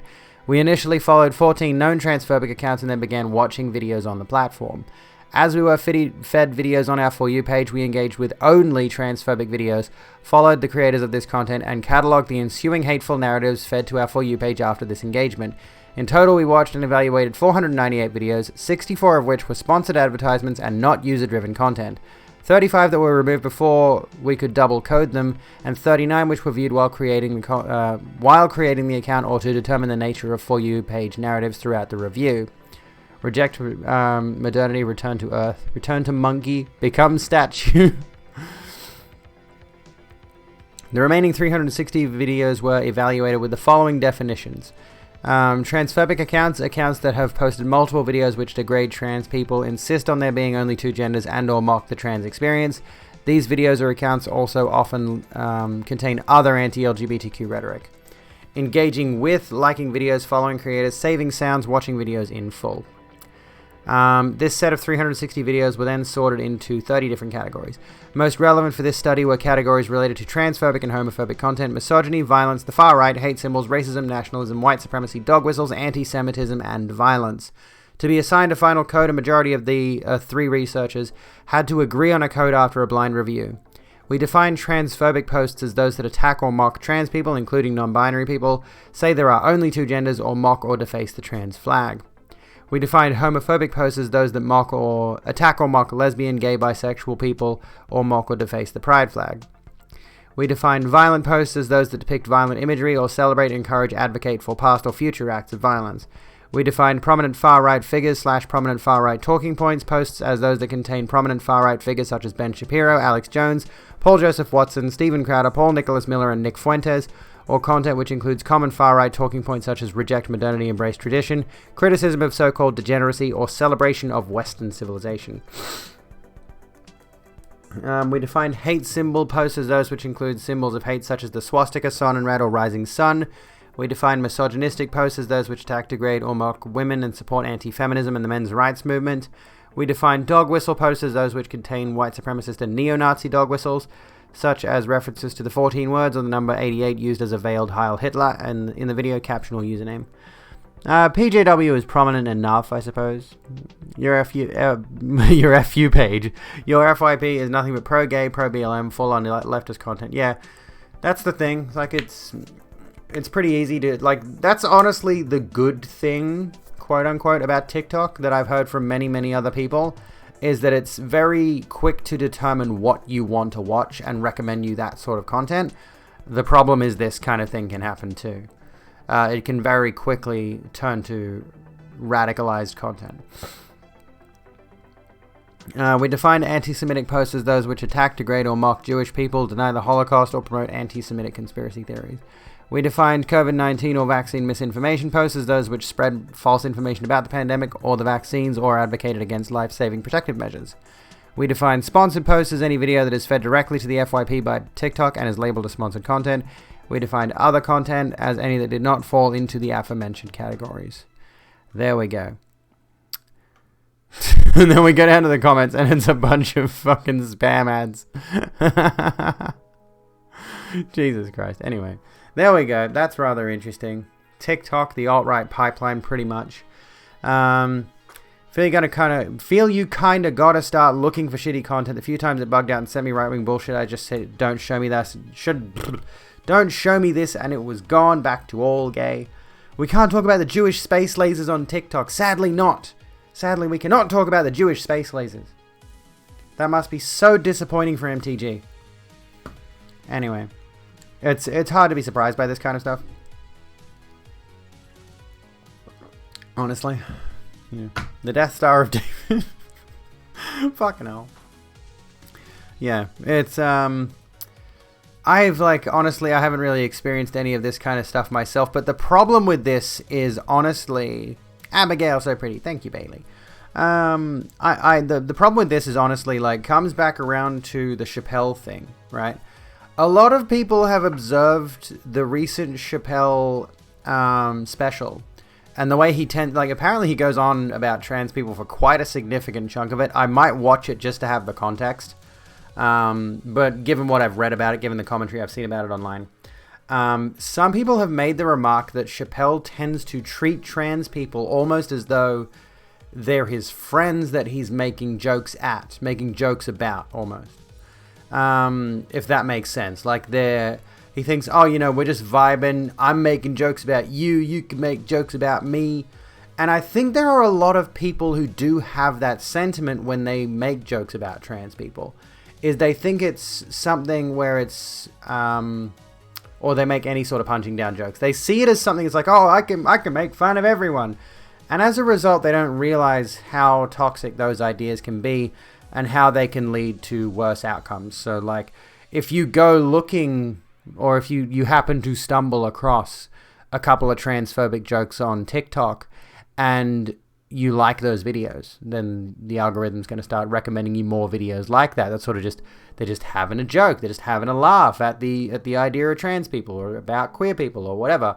And then it tends to spiral from there, from people just making jokes or people just laughing at those jokes, to people actually legitimately looking at that, content from creators who are serious about the things. Zero, enjoy that look. It's been getting to you a little. Gonna lay down, still have you on order. Sounds good, Zero. Take care of yourself.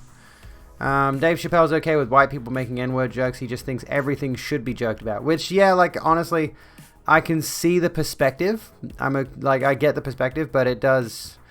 One has to consider the effect of someone as popular and famous as him making jokes at another minority group. So, one thing if you're close friends with a trans person, so you joke with them in private, it's entirely... Yeah, exactly. It's entirely another to make those jokes to a wider audience in public. And yeah, I generally think there are a lot of, honestly, very privileged people who have that perspective on comedy, who have that perspective on humor, where, yeah, you can make fun of everybody. And realistically, you technically can. If you make a joke and people laugh, well then, yeah, okay, congratulations, your joke's funny.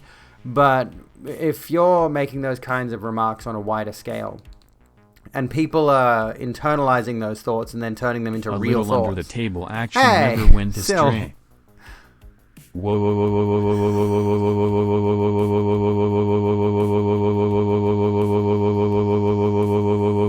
whoa, whoa.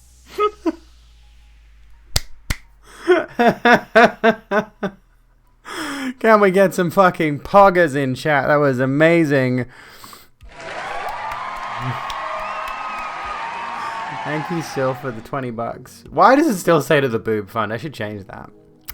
How's my cat? My cat's fine. He's licking himself. Like when Kramer from Seinfeld had that famous set where he said the N-word and crashed his career, Chappelle just commented that he didn't see a racist, he just saw someone bombing their set. Which is understandable, and I think what that leads to is there are many people who have varying perspectives on comedy, and they see Dave Chappelle, and I wasn't really planning on getting into the Chappelle shit, but, whatever. A lot of people see Chappelle as one of those legends of comedy who's built his career on it, and as a result, he knows better than anybody else what makes a good joke, what makes a good comedy set, and to be fair, professionally speaking, he probably does. But one needs to consider the responsibility of making jokes especially right now, making jokes at a targeted minority group that are being under a constant legislative onslaught. And my perspective on that is that there are certainly a lot of laymen who are not clued into the conversation around trans people, for example, who will look at jokes about the living on a prayer thing. 50% of trans people are committing suicide, and then the whoa, we're halfway there line from the Bon Jovi line playing in the background. They'll look at that and they'll think, oh, ha ha ha, because it's 50%. That's kind of funny, actually. And then they'll just keep finding more and more content like that. If they like that video, then TikTok's going to be like, okay, so you like transphobic stuff. We'll send you more transphobic stuff. And most regular people, most average people who are not clued into the conversation. A little under the table action never went astray. See you are. Why didn't it play? What the fuck? Okay, that's annoying. It didn't play. It didn't play the, What the hell? Oh, come on. Jokes with that kind of power imbalance in this topic turn very quickly into not jokes. That's kind of the point I'm trying to get across. Yeah. Kind of the point I'm trying to get across. Let me see for a second. Hang on. Can I find, tips? Where are my tip history? My phone goes... can I, hang on. Give me a sec.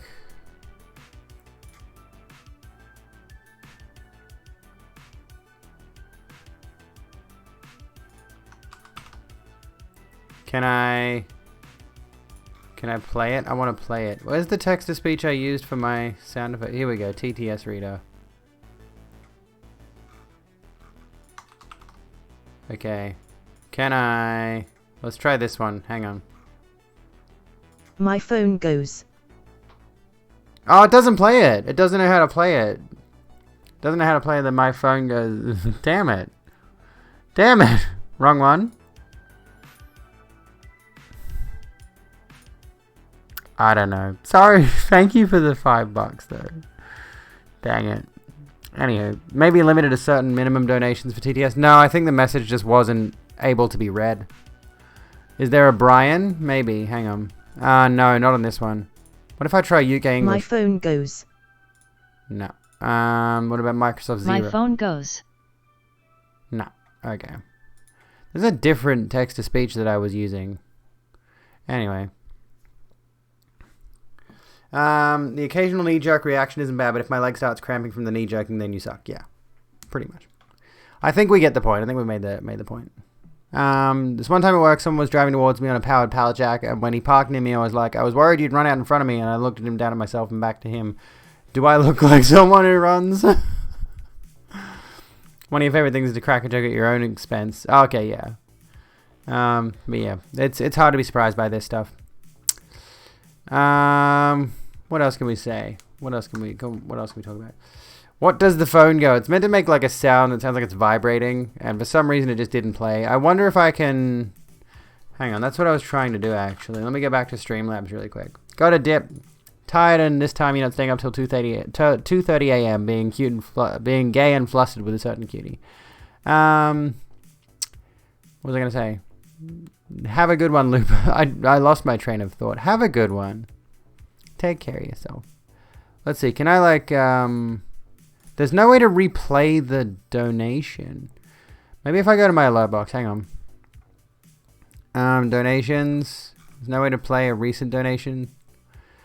Apparently you can clip on donations, and it's only enabled for donations over 500 USD. I can't test. Damn it! I wanted to retest that last one. Streamlabs, you bastard! How dare you?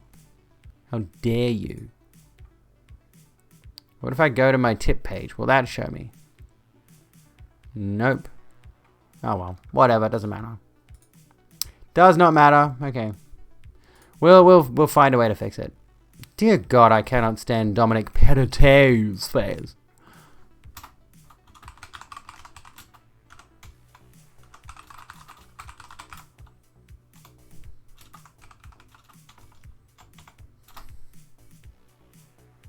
Here we go. Australia now has a roadmap. Dominic Perrottet, this very Catholic-looking man, is our new Premier here in New South Wales. Reveals changes to the COVID-19 reopening roadmap. Let's have a look at this. I don't want to. I'm an Aussie, yes, and my cat's name is Smudge. And why don't you just do the TTS? Because I can't make those sounds. I know it's supposed to sound like a phone vibrating on a table. I don't know how to do that sound effect. But anyway, yeah. This is Dominic Perrottet, a very white, very cis-het, very Catholic man who has replaced Gladys Berejiklian, Gladys Bin Chicken, as our previous Premier, as our new Premier. And we've already talked about him a little bit, but he's honestly like... This will tell you everything you need to know about Dominic Perrottet. He's a member of the Liberal Party, so the right-wing political party here in Australia.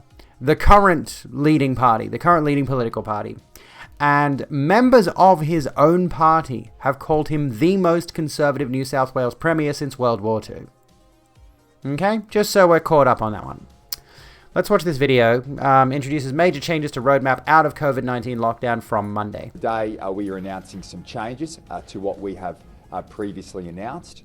So at the 70% mark, so that is on Monday, swimming pools, which were previously closed until 1 December, will be open. That's indoor swimming pools will be open for rehabilitation, for children's swimming lessons, organised lap swimming and the like. In addition to that, we're doubling home visitations. We're increasing outdoor gatherings. A little under the table action never went astray.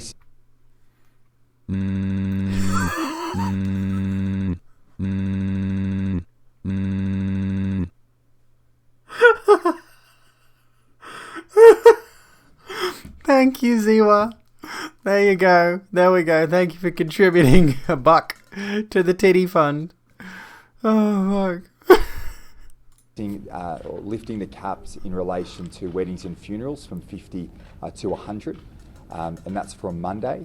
We know that this has been a very difficult time. It sounds like he's just hitting the throttle to get us, like, the moment Monday hits, just floor it with everything. Am I the only one getting this vibe? I mean, I doubt it. I doubt I'm the only one getting this vibe. But just based on what he's giving us so far, like, what's that, 2 points? And he's already like, you know what? Fuck it, we're coming out of lockdown. Open fucking everything. Take your masks off. No vaccine mandates. For many people who have lost their loved ones, this could be some of the most important moments in anyone's life, in farewelling someone that they are close to.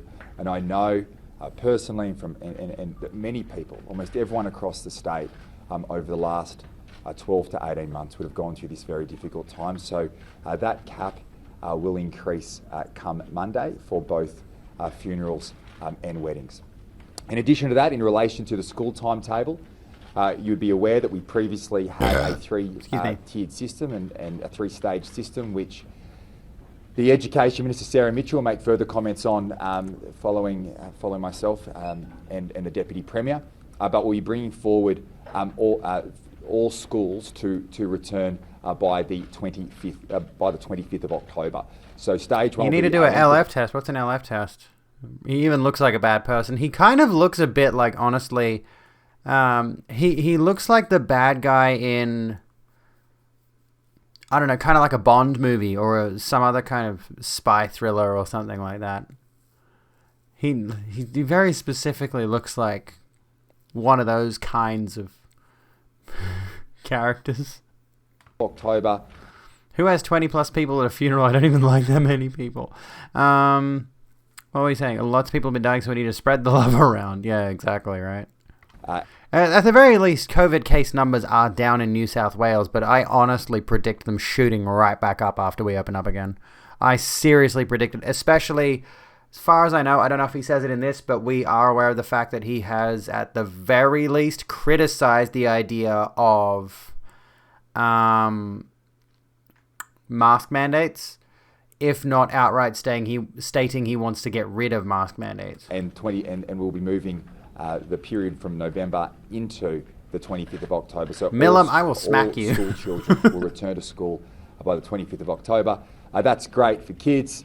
It's a major relief for parents and their sanity. Oh, good Lord, dude, come on. And I think this is Don't be like smiling and grinning like you did when Donald Trump got elected, you fuckwit. This is an important decision today, and I want to thank all the teachers who are there getting vaccinated to ensure that we can open our schools as safely as possible.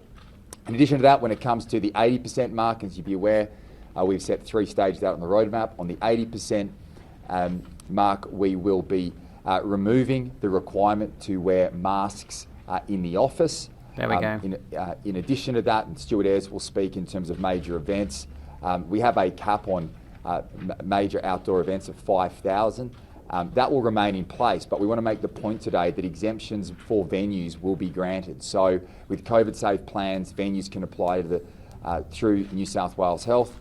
The Health Minister will look through those issues, and exemptions will also be able to be made in that space.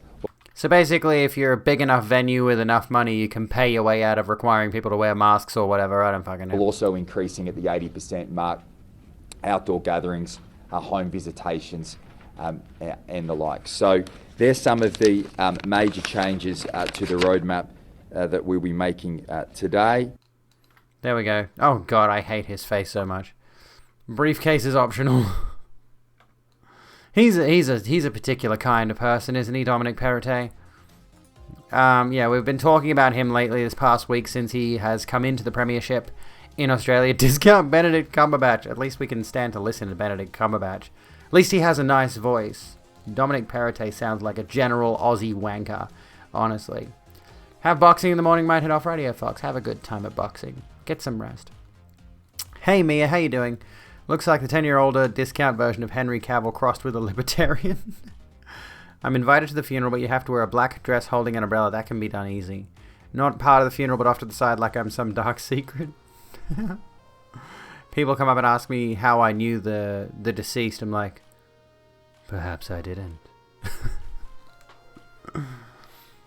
Anywho, we won't finish actually with that article. We were going to take a look at what ABC has to say, but I think Yeah, he basically covered everything. I don't know if there might be more details in this, so we'll skim through the actual article here.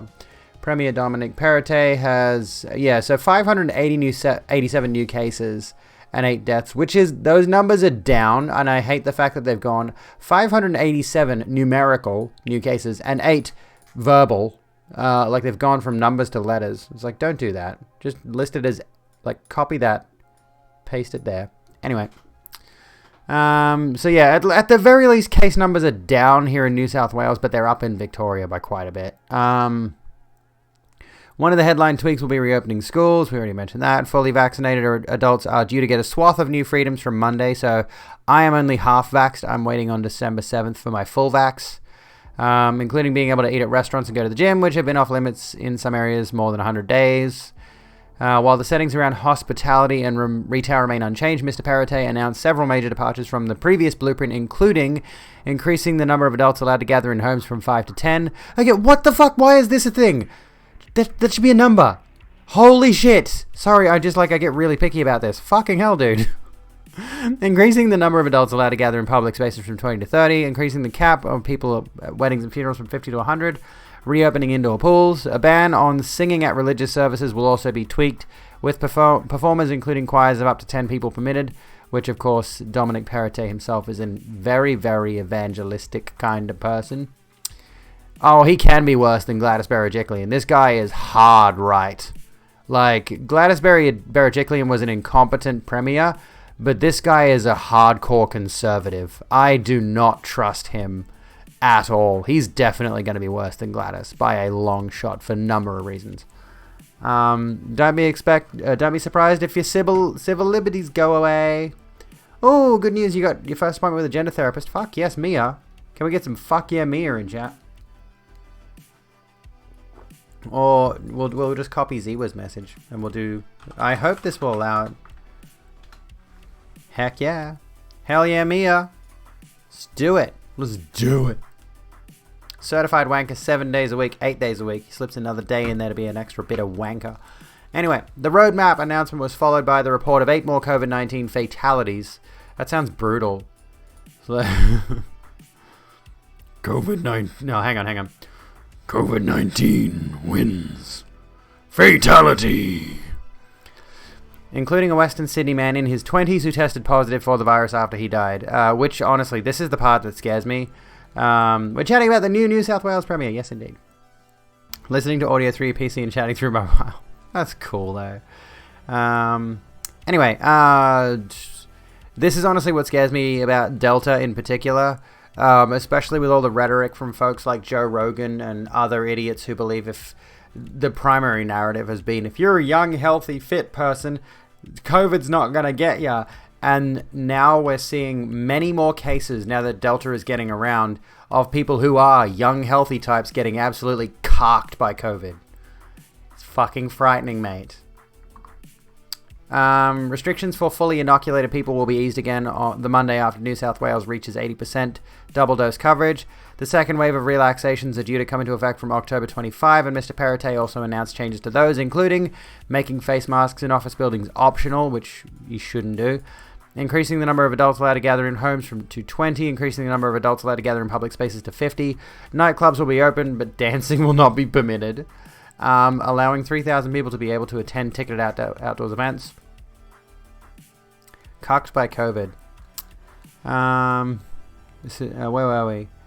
From New York, you got bad people running here as well. Oh yeah, New York's terrible. Congregate to talk about video games or movies and do trans things, but no need church songing. The return of students to on-site learning in New South Wales lockdown areas will be brought forward, while kindergarten, year 1 and year 12 students will return to face-to-face learning from October 18. All other students will be back on campus from October 25. Education Minister Sarah Mitchell said homeschooling had been challenging for many parents over the past 3 months. Yeah, fuck yes, Jesus. As a parent, hasn't been easy. As a parent to a child who just doesn't want to do the homeschooling stuff, it's been incredibly challenging to try to get her to do it, because she's used to the school environment is the problem. She's used to learning in the school environment, and being out of the school environment has made it really difficult for her to keep up with schoolwork. So, We know the best learning environment for our children is in the classroom with their teachers and friends. Exactly, Ms. Mitchell said. Vaccination for our teachers is mandatory, and we have been capturing that data, and I can tell you 45,000 teachers have told us they are fully vaccinated and ready to return to work. We are ready, we are excited, and we can't wait to have our kids back. Today's announcement also included the end of the 11 a.m. COVID-19 press conference, which has become a staple of the pandemic in New South Wales. Of course. The Premier said moving the health updates to 9 a.m. from next week better suits the current environment. Okay, never mind. Although there was the thing with Gladys Berejiklian throwing in the towel with the presses. He said Chief Health Officer Kerry Chant, who was not present at today's press conference, would continue to be a fixture of future updates if he thought it was appropriate. Every Premier has their different style, and I think getting those numbers out early provides that information. I think that better suits the current environment, he said. Your thinking needs to change and evolve with the situation we're in, as you're opening up, health is going to be front and center, and in addition to that, so is the economic team. It's a dual crisis. Gotta get that economy open again. God, look at his hairy arms. Sorry.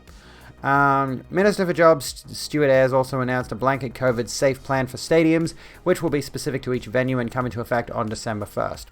Mr. Paratay said the loosened restrictions his government would introduce from the beginning of next week were sensible and measured. The new Premier, who was sworn in only this week, said the changes followed a very productive and constructive crisis cabinet meeting last night, which was last night rebranded to the Economic Recovery Committee. That's the last crisis cabinet meeting we'll have as we transition to a new subcommittee. It was a long meeting, but one in which I think was constructive, productive, and these changes today I think will make a real difference. Hello, Twoots. How's it going? How you been? He literally looks like the generic incompetent politician from movies. He does. That's what I was saying before. It's like he looks like just the bad guy in any number of movies that are kind of grounded in the real world kind of thing, and like maybe action movies, spy thrillers, psychological thrillers. He looks like the bad guy. He just looks like a bad guy. Like it's got a very stereotypical thing going on. I don't know what it is. Is it the hair? I think it's the hair. Or the jaw. Something. He's the bad guy. Nightclubs without dancing. They probably just sit in the booth and drink. I wouldn't mind going to a nightclub once things are a little bit easier. He's an old white dude. Middle-aged white dude. Something like that, anyway. How have you been, Twiddles? How's streams been? What's been going on?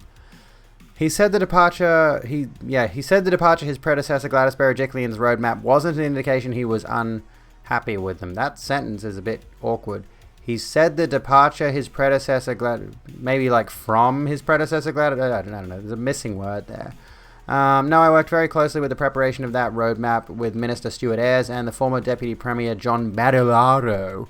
Braz, Mr. Paratay said. Any government has different views, and I think based on where we are today in terms of the case numbers, the fact the vaccination rate was at 70% gave me an opportunity to reflect on it. Deputy Premier Paul Toole said workers in regional areas who have received one vax dose will be permitted to return to their workplace from October 11th and will be given a grace period until November 1 to receive their second dose. Regional areas are those outside Greater Sydney, the Blue Mountains, Wollongong, Shell Harbour and the Central Coast. Of today's deaths, 5 people were not vaccinated. One person had received 1 dose, and 2 people with underlying health conditions had received 2 doses. I can't believe, what am I? I'm 2 months away from my second dose. No. Yeah, 2 months away. December 7th. It's October 7th. Of today's deaths, 5 people were not vaccinated. Oh, we already read that. There are currently 911 COVID-19 cases admitted to hospital, with 181 people in intensive care, 85 of whom require ventilation. Yesterday, New South Wales became the first Australian state to fully vaccinate 70% of its population aged 16 and above against COVID-19. Thank you for the head pats, by the way. I have a crush on him. I have a crush on my girlfriend. That's the only person I have a crush on. Oh, what do you know about COVID-19? Nothing. Don't ask me for information. I'm not a scientist. I am, don't trust me with the science, okay? I don't know the science. I'm not the science person you should be asking the questions to. Okay? Yeah. So don't ask me the questions. Yeah. What are we thinking? What are we thinking of that, folks? That's an interesting little bit. At the very least, I know some people are going to be happy about it, but I still think it's way too soon to be relieving some of these restrictions. I still think we're way far away from, being in a good position to reopen things. I do get the perspective of, we got to reopen the economy, people have got to get their jobs and stuff, and I'm like, yeah, I get it, don't get me wrong. Don't get me wrong, like, I'm one of those anti-work, anti-capitalist, hyper-socialist, communist, whatever you want to call me types. But the reality of the situation is, yeah, based on the social conditions we live in, it's probably pretty bad if the economy crashes. We should get back to work, generally speaking, but we should reopen things for the sake of stimulating the economy again. But I still think it's just a bit too soon. I would have been more comfortable if case numbers were closer to 0, but it's an awkward territory right now. Especially given that, you know, Gladys wasn't really up to snuff, and now we've got Dominic in, and he's obviously very much an economy man, very much a businessman in this circumstance. Do it with some precautions. So that's basically what we've got now, though, is the thing, is like the precautions. We could reopen without the getting rid of the mask mandates thing, you know, first and foremost. And I suppose, technically speaking, we are reopening with some more restrictions alleviated for people who are double vaccinated, who are fully vaccinated. And those who are not fully vaccinated will not have access to as many things, as many freedoms. So that is a consideration. Hello, Taker. How's it going? Uni opens up back up over here in person, and I'm pretty sure we'll go back to online a few weeks later. You reckon so? Seems very stocks over skulls. I mean, yeah. That's where I'm at with this. I look at this situation as like, they don't care about a pile of bodies. Smudge is staring at the door. Who cares about people dying? We need our donors to have more money, so we have more money. Pretty much. Pretty much. I don't know about this particular story, but we could look at it. However, let's move on from Australian COVID news for a second. Let me see. I'm just going to do something really quick with my title.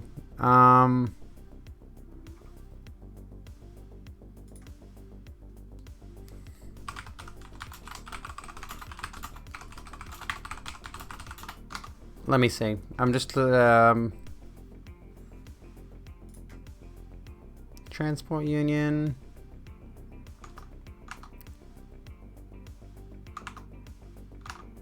Let me think. I'm trying to think, like, what's the best news story to talk about?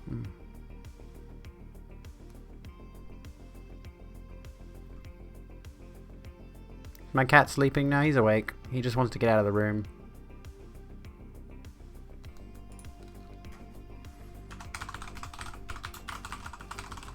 There's the title.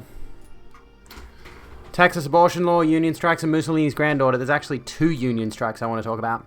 I'll have to find an article for it. How's it go? Goodbye. I'm trying to pull this down because it's honestly not very, I don't know, I'm just... I very much like the tunic dress thing. It's very cute. I love it, but it's dangerous. Anyway, let's take a look at, we got 3 stories. So, we've got, let's get rid of this other thing about Perrottet. I don't see us covering that. Transport Union, and there was the, there's a couple of things here. I should get rid of that hit 1,000 subscribers thing, because that's kind of pointless.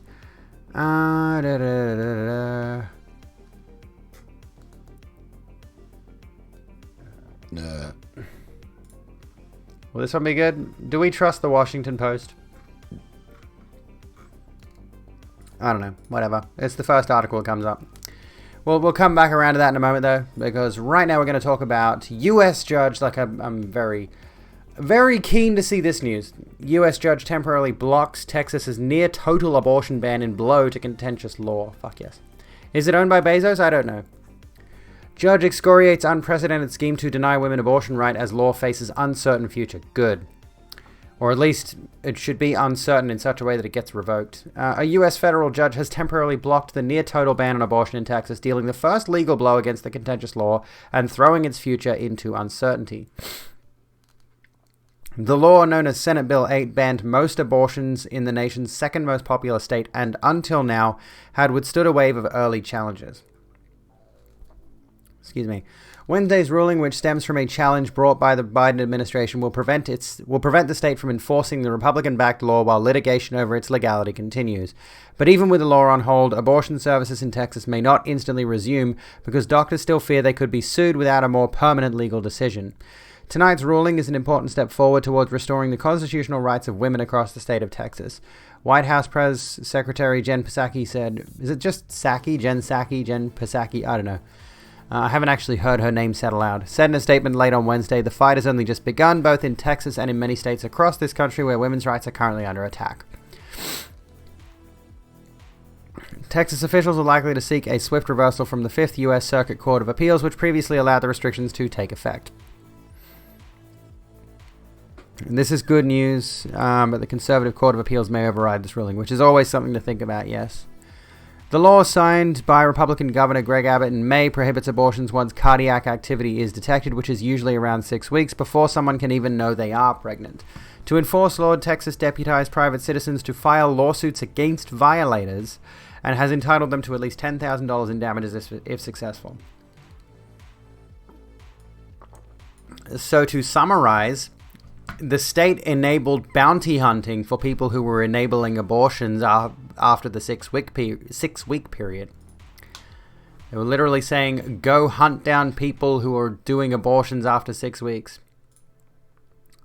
You could link a video going over the USA v. Texas legal filing, but it's kind of long and a bit dense. Maybe chuck it in the Discord if you want. The lawsuit was brought by the Biden administration, which has said the restrictions were enacted in defiance of the U.S. Constitution. The Biden administration argued that Texas waged an attack on the constitutional right to abortion. A state may not ban abortions at 6 weeks. Texas knew this, but it wanted a 6-week ban anyway, so the state resorted to an unprecedented scheme of vigilante justice that was designed to scare abortion providers and others who might help women exercise their constitutional rights, said Brian Netta, Justice Department attorney, to the federal court on Friday. In a 130-page opinion, Judge Robert Pittman took Texas to task over the law, saying Republican lawmakers had contrived an unprecedented and transparent statutory scheme to deny patients their constitutional right to an abortion. From the moment SB 8 went into effect, women have been unlawfully prevented from exercising control over their lives in ways that are protected by the Constitution, wrote Pittman, who was appointed to the bench by Barack Obama. That other courts may find a way to avoid this conclusion is theirs to decide. This court will not sanction one more day of this offensive deprivation of such an important right. Yeah, exactly. Most people who can get pregnant wouldn't even know they are pregnant by 6 weeks. Unless they were keeping a keen eye on that kind of thing. And generally speaking, if you are the kind of person who... I mean, don't get me wrong here. This is just a thought I had. But broadly speaking, the only reason you would be intensely keeping an eye on the fact that you might be pregnant is if you were trying to get pregnant. You know, don't get me wrong, I'm sure there are many people out there who would be trying to keep aware of the fact that they might have got knocked up after whatever sexual encounter. But, you know, how many people are specifically keeping track of, ooh, am I pregnant, am I pregnant, am I pregnant, unless they want to get pregnant, right? And even then, there was a case I was reading about where somebody was gestating a fetus, and it reached a certain point along the way where the doctor basically said this fetus is invalid, like it's not going to grow into a child. It'll keep developing, but it was never actually going to develop into a fully functioning human, and they had to have an abortion because it was... I forget what exactly the medical complication was, but it wasn't developing. It was growing, but it wasn't. It was effectively a tumor inside the womb. And even in that circumstance, with this Senate bill, people would still be able to, you know, perform bounty hunts on abortion providers if such an event were to occur to someone who is pregnant past that 6-week mark. You're not tracking that shit exactly. Anyway, abortion providers say their fears have become reality in the short time the law has been in effect. Planned Parenthood says the number of patients from Texas at its clinics in the state decreased by nearly 80% in the 2 weeks after the law took effect. And Planned Parenthood is not just a strict abortion clinic, by the way. They provide other services. That tumor grew up to be Elon Musk. Some providers have said the Texas clinics are now in danger of closing, while neighboring states struggle to keep up with a surge of patients who must drive hundreds of miles. Others, they say, are being forced to carry pregnancies to term. Other states, mostly in the South, have passed similar laws that ban abortion within the early weeks of pregnancy, all of which judges have blocked. But Texas's version so far has outmaneuvered the courts because it leaves enforcement to private citizens to file suits, not prosecutors, which critics say amounts to a bounty. And yeah, when it comes to the bill, cruelty is the point, absolutely. At least one Texas abortion provider has admitted to violating the law and been sued, but not by abortion opponents. Former attorneys in Illinois and Arkansas said they sued a San Antonio doctor in hopes of getting a judge who would invalidate the law. The Texas law is just one that has been set up. Is just one that has set up the biggest test of abortion rights in the U.S. in decades, and it is part of a broader push by Republicans nationwide to impose new restrictions on abortion. On Monday, the U.S. Supreme Court begins a new term, which in December will include arguments in Mississippi's bid to overturn 1973's landmark Roe v. Wade decision guaranteeing the right to an abortion. Last month, the court did not rule on the constitutionality of the Texas law in allowing it to remain in place, but abortion providers took the 5-4 vote as an ominous sign about where the court might be heading on abortion after its conservative majority was fortified with 3 appointees from Donald Trump. You're a tumor baby. If you were born by C-section, you weren't born, you were removed. Excuse me. Ahead of the new Supreme Court term, Planned Parenthood on Friday released a report saying that if Roe v. Wade were overturned, 26 states are primed to ban abortion. This year alone, nearly 600 abortion restrictions have been introduced in state houses nationwide, with more than 90 becoming law, according to Planned Parenthood. In a statement following Wednesday's order, the organization tweeted, "It's been 36 days since Texas deprived its citizens of their constitutional right to abortion. The relief granted by the court today is overdue. We will continue fighting this ban in court until we are certain that Texas' ability to access abortion is protected." There we have that. So that's a mild step in the right direction, but it doesn't leave me particularly hopeful, for those who are seeking abortions. It's honestly quite reprehensible. The Democrats need to stack the Supreme Court now. They can't really. Aren't Supreme Court justices appointed until death? As far as I'm aware, or am I thinking of something else? I don't know how that works. They are, okay. See, there's nothing that can really be done. They can add more justices. Oh, okay. That I wasn't aware of, but that could be a step in the right direction. How politically ethical is that considered? That's one of the things that I've noticed is either some kind of moral high ground thing the Democrats do, or basic incompetence, or effectively just siding with the Republicans while masquerading as though they're progressive. I don't know. The battle for rights continues, exactly. The issue is that, we've mentioned this before, you've got people on one side of the political spectrum who are like, let's play by the rules, and you've got other people on the other side of the political spectrum who are absolutely, let's not play by the rules, let's break all of them to get what we want, and the people who play by the rules just let it happen. The real reason for abortion bans is mass control. Those who are likely to support the ban are conservative Christians who've always had a policy of go forth and procreate and breed them out. More zealots having babies means more zealots means more zealot teachers, and more kids being raised as zealots, which is a pretty horrifying problem when you look at people like Dominic Perrottet, if we bring it back to Australia for a minute, who comes from a big Christian conservative family, honestly. It's kind of a scary thought that, they quite legitimately are breeding more and more conservatives as time goes on, and there are many people out there who might be seen as progressive who would not want to have that many kids. So it might turn into a situation that's a little bit scary on that front. If they are, technically speaking, breeding more conservative voters, that's going to mean further down the line more restrictions on civil rights, Good evening, how goes this open discussion streamer? Good, Vanta, how you going? So it's like Idiocracy Predictor, pretty much. I need to actually watch that. I can't believe it's not ContraPoints, it's actually Abigail Back. The color spectrum used by computers, RBG. These people are scary as all giddy up and buggeringly worrying. Exactly, yes. Republicans don't care about being ethical. Have you watched the Alt-Right Playbook? Yes, I have. We can rewatch that if you want. Yeah, my room looks cool. I'm glad you think so. I'm quite fond of my room. It's pretty cool, hey? Hang on.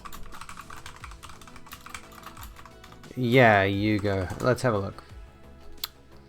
Let's watch this. This is a good video. Let's watch this alt-right playbook video. If you have not already seen it, if you have seen it, I don't care if you have seen it. I don't care if you haven't seen it. We're gonna watch it anyway because it's a good fucking video.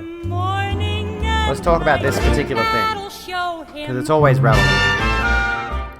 Say, for the sake of argument, you're a Democratic president finishing out your last year in office. There's not a lot you're expected to do as a lame duck except endorse a Democrat. I look like I ate in the midst of the House of the Rising Sun. And yeah, Nazis being Nazis.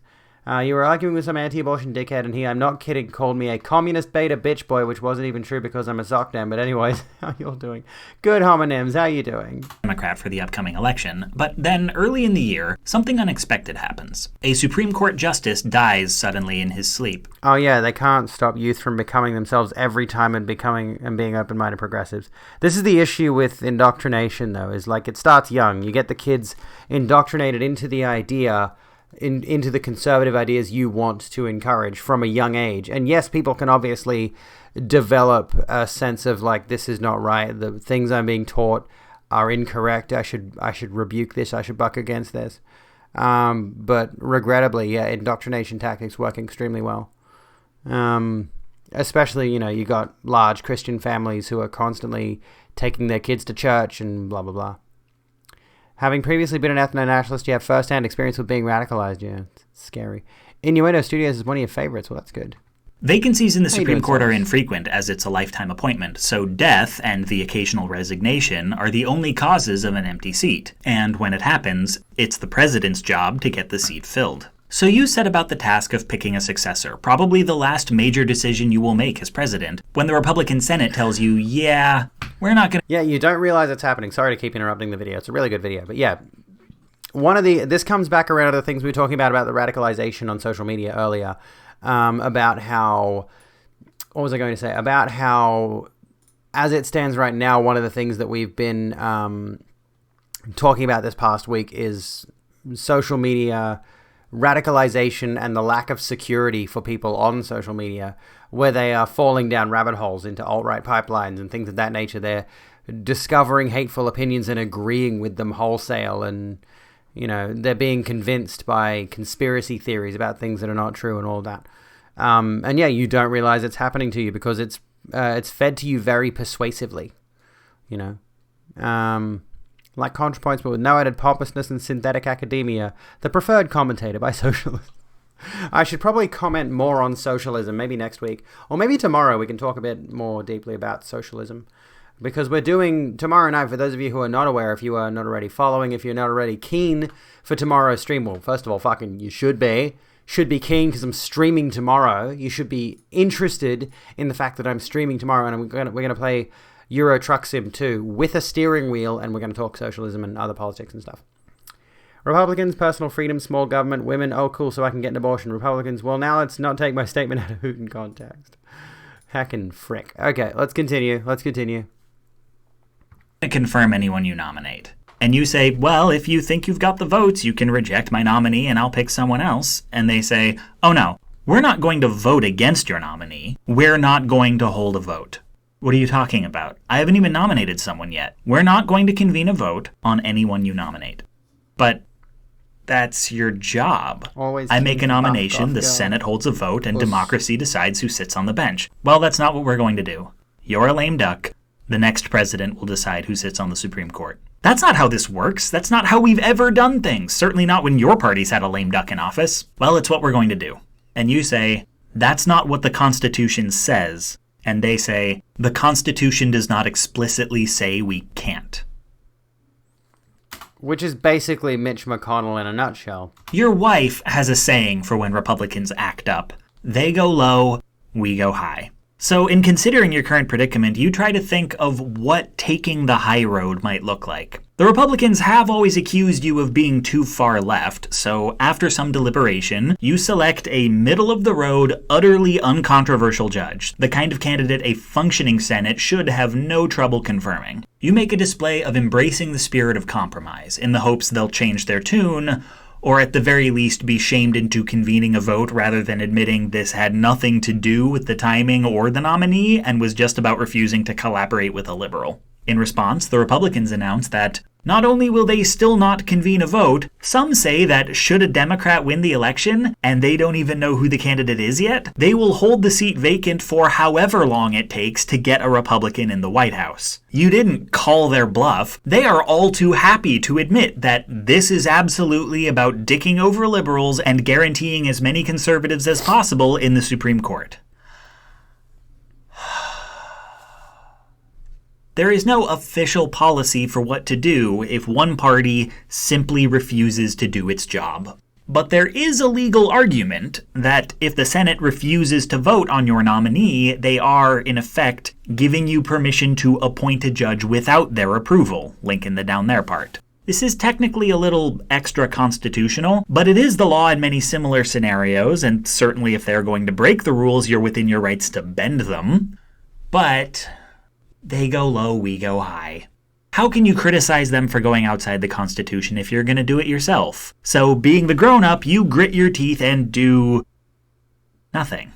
Seemingly there's nothing to do but publicly shame them, keeping a running tally of how many days your nomination has sat on senators' desks without a vote. You can play this as keeping your integrity, the Democrats seizing the moral high ground. But in response, the Republicans seize the Supreme Court.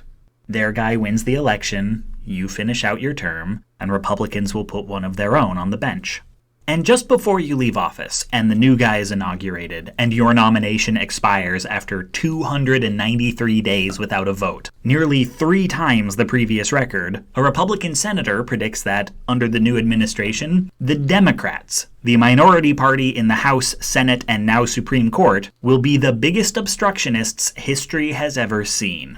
Think of the position this puts Democratic senators into. They have been preemptively denigrated for the... I just realized your comment, Mia. The unnecessary overcomplication is one of the biggest gripes you have with BreadTube. When you say that, are you referring to the alt-right? Are you referring to this video, or are you referring back to the ContraPoints remark earlier?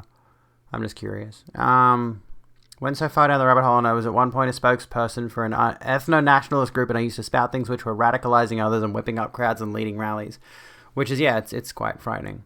Exact behaviors Republicans have relied on for the last 8 years. After 2 terms of misuse, every means of obstructing an unfit executive branch, from filibustering bills to shutting down the government rather than approve a budget proposal, has just... Those look like massive witches' hats.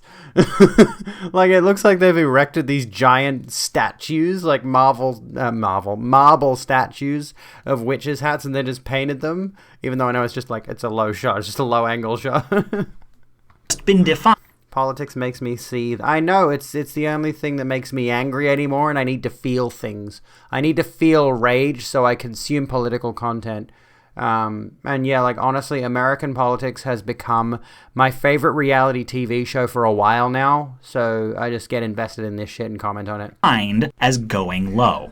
Worse, in the event of a Supreme Court appointment being literally stolen by the opposing party, it might be defensible to not convene a vote on whomever that party nominates, except that... Just feel happy. I mean, I've got a certain person in my life to make me feel happy. I need a balance, though. I need a careful balance of happy and uncompromising rage, you know. So this idea that, we're not going to resort to the same tactics as them, we are going to keep the moral high ground. Well, you aren't holding up morality if you're letting Republicans do terrible shit.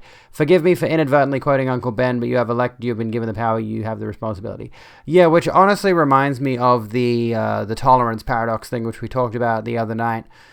Basically, if we want to have a perfectly tolerant society, we effectively cannot tolerate intolerant viewpoints.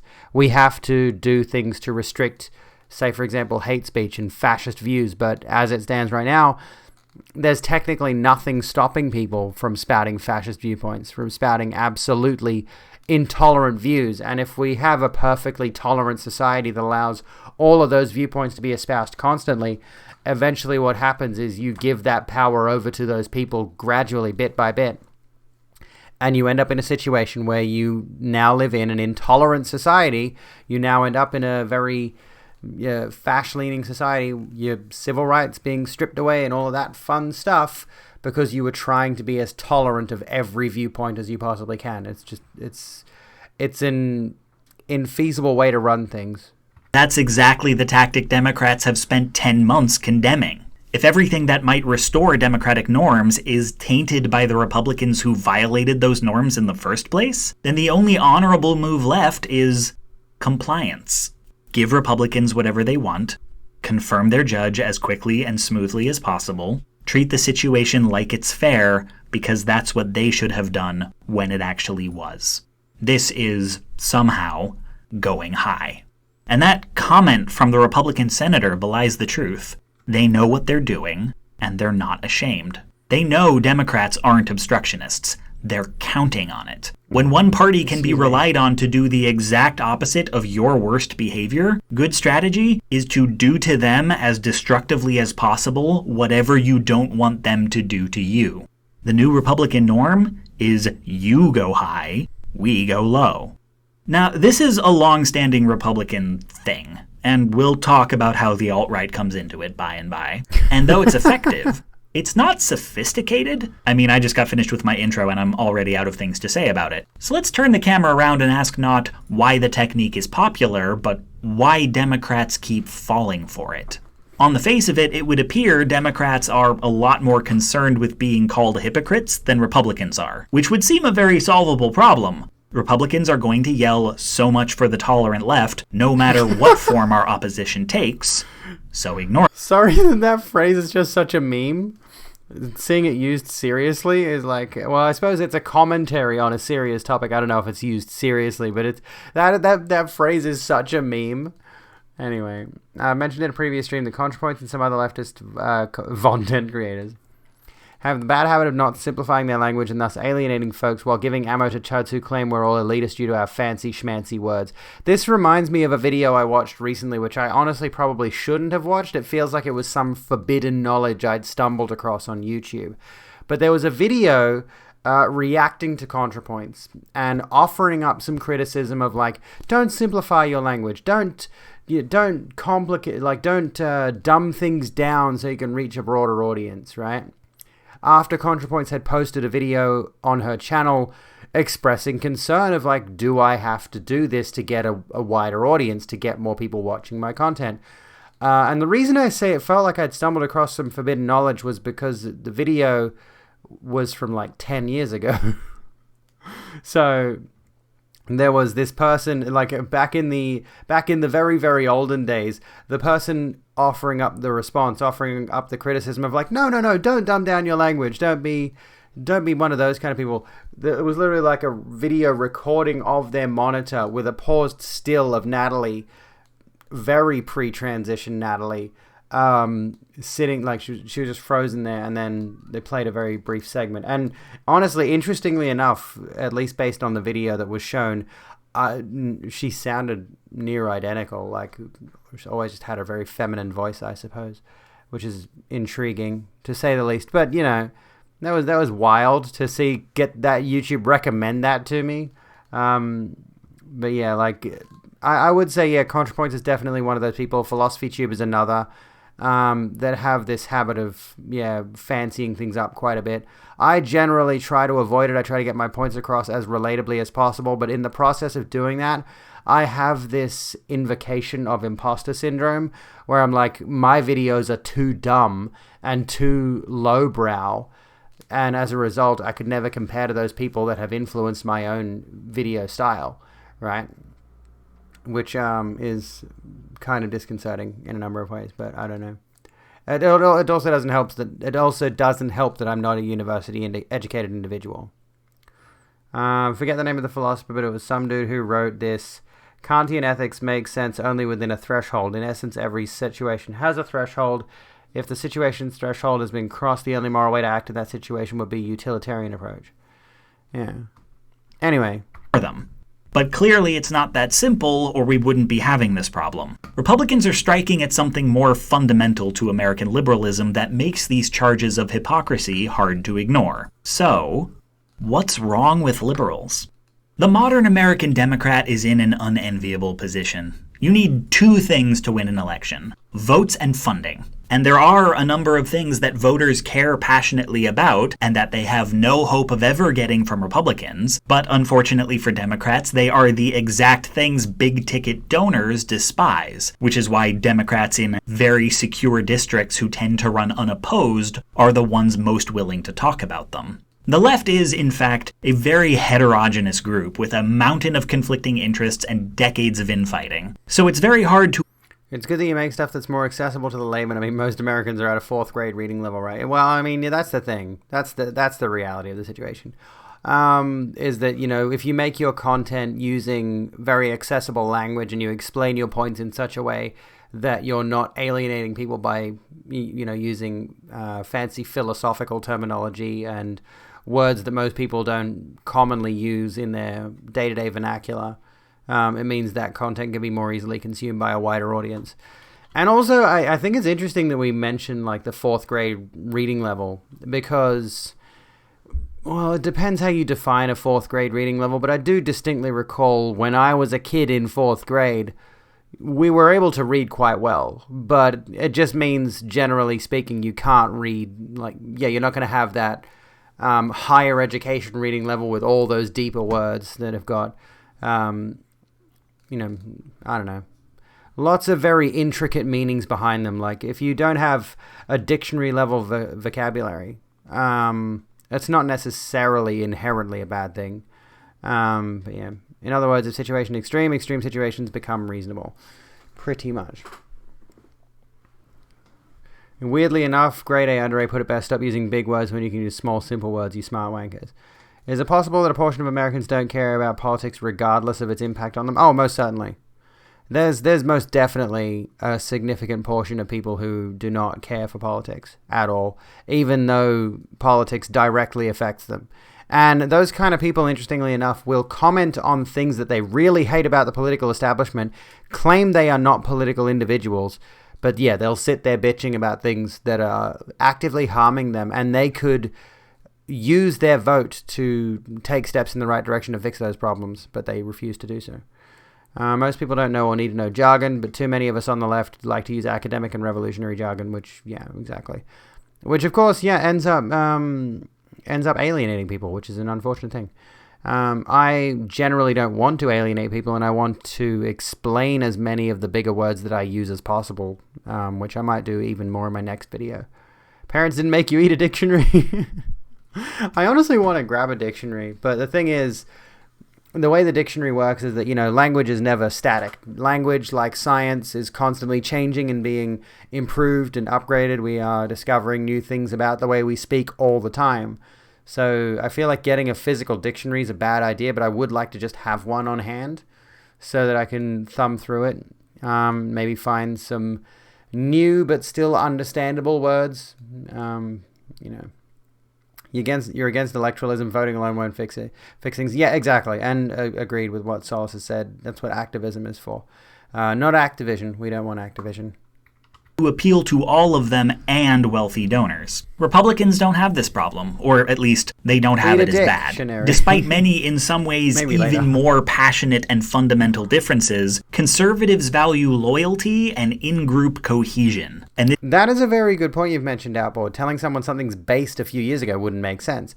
And this is what's interesting, is there was a tweet posted by an author. Let me find the post really quickly. Let me just go through my history here because I posted it recently-ish. Where is it? This is interesting to me, okay? I want to bring this up because this person is referring to like the use of they and them pronouns with reference to a single person. And this person's an author.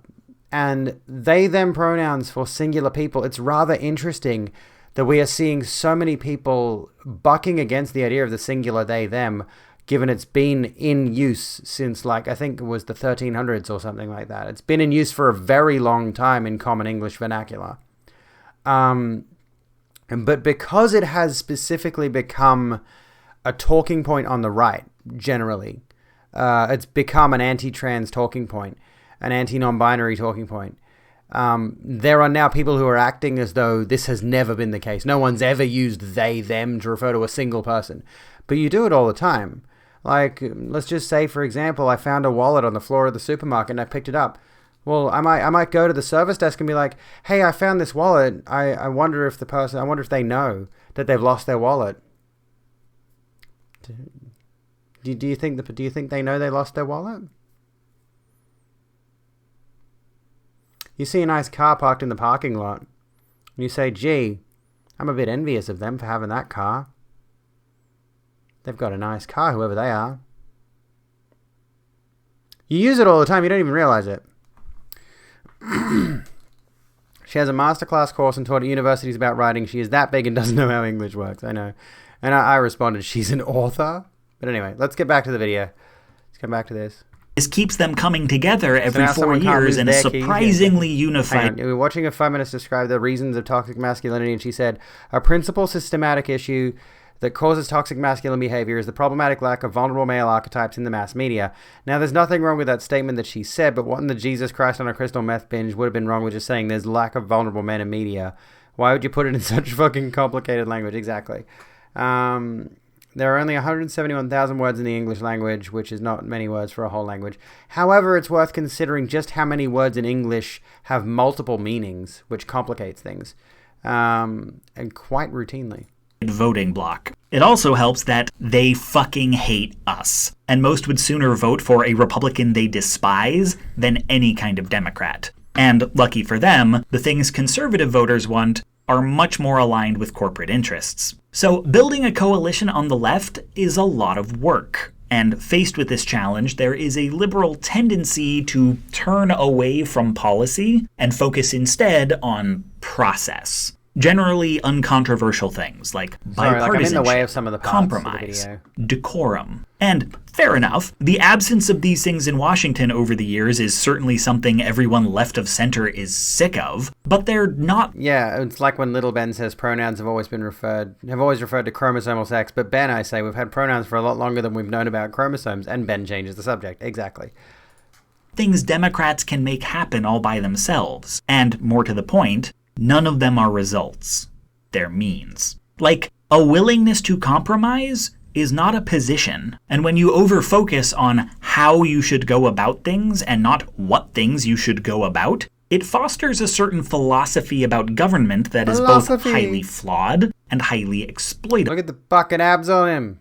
Anyway, the valuing of means at the expense of ends. Most people would say that the ends justify the means is a crap moral philosophy. Democrats would agree. But liberals often overcorrect to the point where thinking about the ends at all is thought of as, in a vague, reflexive kind of way, innately immoral. There's a very Enlightenment way of thinking that implies that, with the right means, the ends take care of themselves, and immoral behavior becomes functionally impossible. I want to stress that claiming political group A adheres to philosophy X is always reductive. Human beings hold many patterns of thought simultaneously and slip between them depending on context. This is less the key to understanding liberals and more one pattern of thinking liberals often slip into. But this idea of the perfect system that can only spit out justice is how liberals tend to think about democracy. We can call this values-neutral governance, and you can see why it would appeal when you're trying to sum all the demands placed on a politician. Under this thinking, you don't need to engage with the needs and desires of your constituency, your donors, or even your opposition. Because if democracy is working, everyone deserving will get what they need as a matter of course. Wasn't he a wrestler? That's what democracy is for. And was it him or was it one of the other ancient philosophers who basically, I think it was actually Plato, who said words to the effect of, like, it's a shame to go through your life without experiencing the true physical peak you can reach. Talking about, like, bodily musculature and stuff of that nature. Swalotariat. I'm a member of the Swalotariat. Us. He was an athlete, right? I think so, yeah. Or to divine what is right out of a cacophony of different voices. It's okay for people, even people with power, to have bad ideas, because bad ideas will always be outnumbered by good ideas. Checks and balances. Hell, you can have bad ideas and it won't make any difference, provided you commit to obeying a just set of rules. Only justice will ever be produced by them. And you can see how utterly paralyzing it can be when half the participants of that system refuse to play by those rules. Values-neutral governance is an engine that only runs by mutual consent. Now, the system is supposed to be self-repairing. If the rules are broken in a way that it doesn't have specific contingencies for, you can write those contingencies. But you'd have to pass them through Congress or the courts. As in, you'd need the cooperation of the people violating the rules. All that's left then is to fix the system without their approval. But that's going outside the rules. That's thinking about ends. And to you, the system is morality itself. You can't go outside it and still behave ethically. If the problem is people breaking the rules, you can't fix that by breaking them further. At this point, the Democratic senator usually throws up both hands and says, "Fuck it then, I'm going to do what the Republicans should be doing. I'm going to follow decorum and look for compromise. I will not be responsible for the degradation of our governmental system. Maybe everything still goes to shit, but nobody could claim that I didn't do my job." And yeah, it's almost like we need better rules. Hey, crazy that. Once upon a time, I think they genuinely believed that this is generally why, like, anyone who uses the free speech argument is uniformly some level of fascist. Was leading by example. But I don't think today they're under any illusions that this will right the vessel, appeal to Republicans' better nature. But Democrats keep doing it, because on some level they genuinely believe that even when it accomplishes nothing, following the rules to the bitter end is the noble thing to do. The captain goes down with the ship.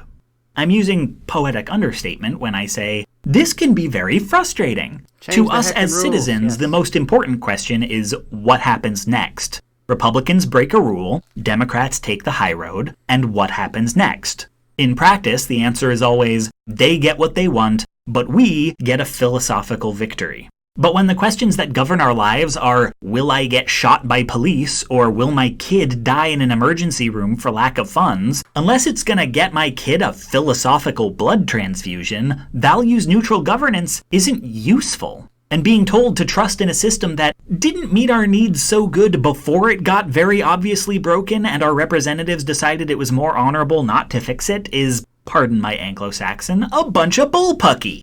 I'll say one thing for Republicans. They believe in something. It's a bunch of classist, racist, misogynist doolally, but they believe it, and they govern according to those beliefs. There is no contradiction in blocking a liberal... This is why I am very, very worried about Dominic Perrottet, the most conservative premier in New South Wales since World War II. Anyway, you see, if you ignore the bully, they'll leave you alone. Yeah, ignore evidence, there's only axiom. Pretty much, like, yeah, it's quite literally that, though. Like, that's the problem that we deal with. You know, at school, we teach kids to ignore the bully. They'll leave you alone, but that's not how this works. That's never how this works. It's a power play.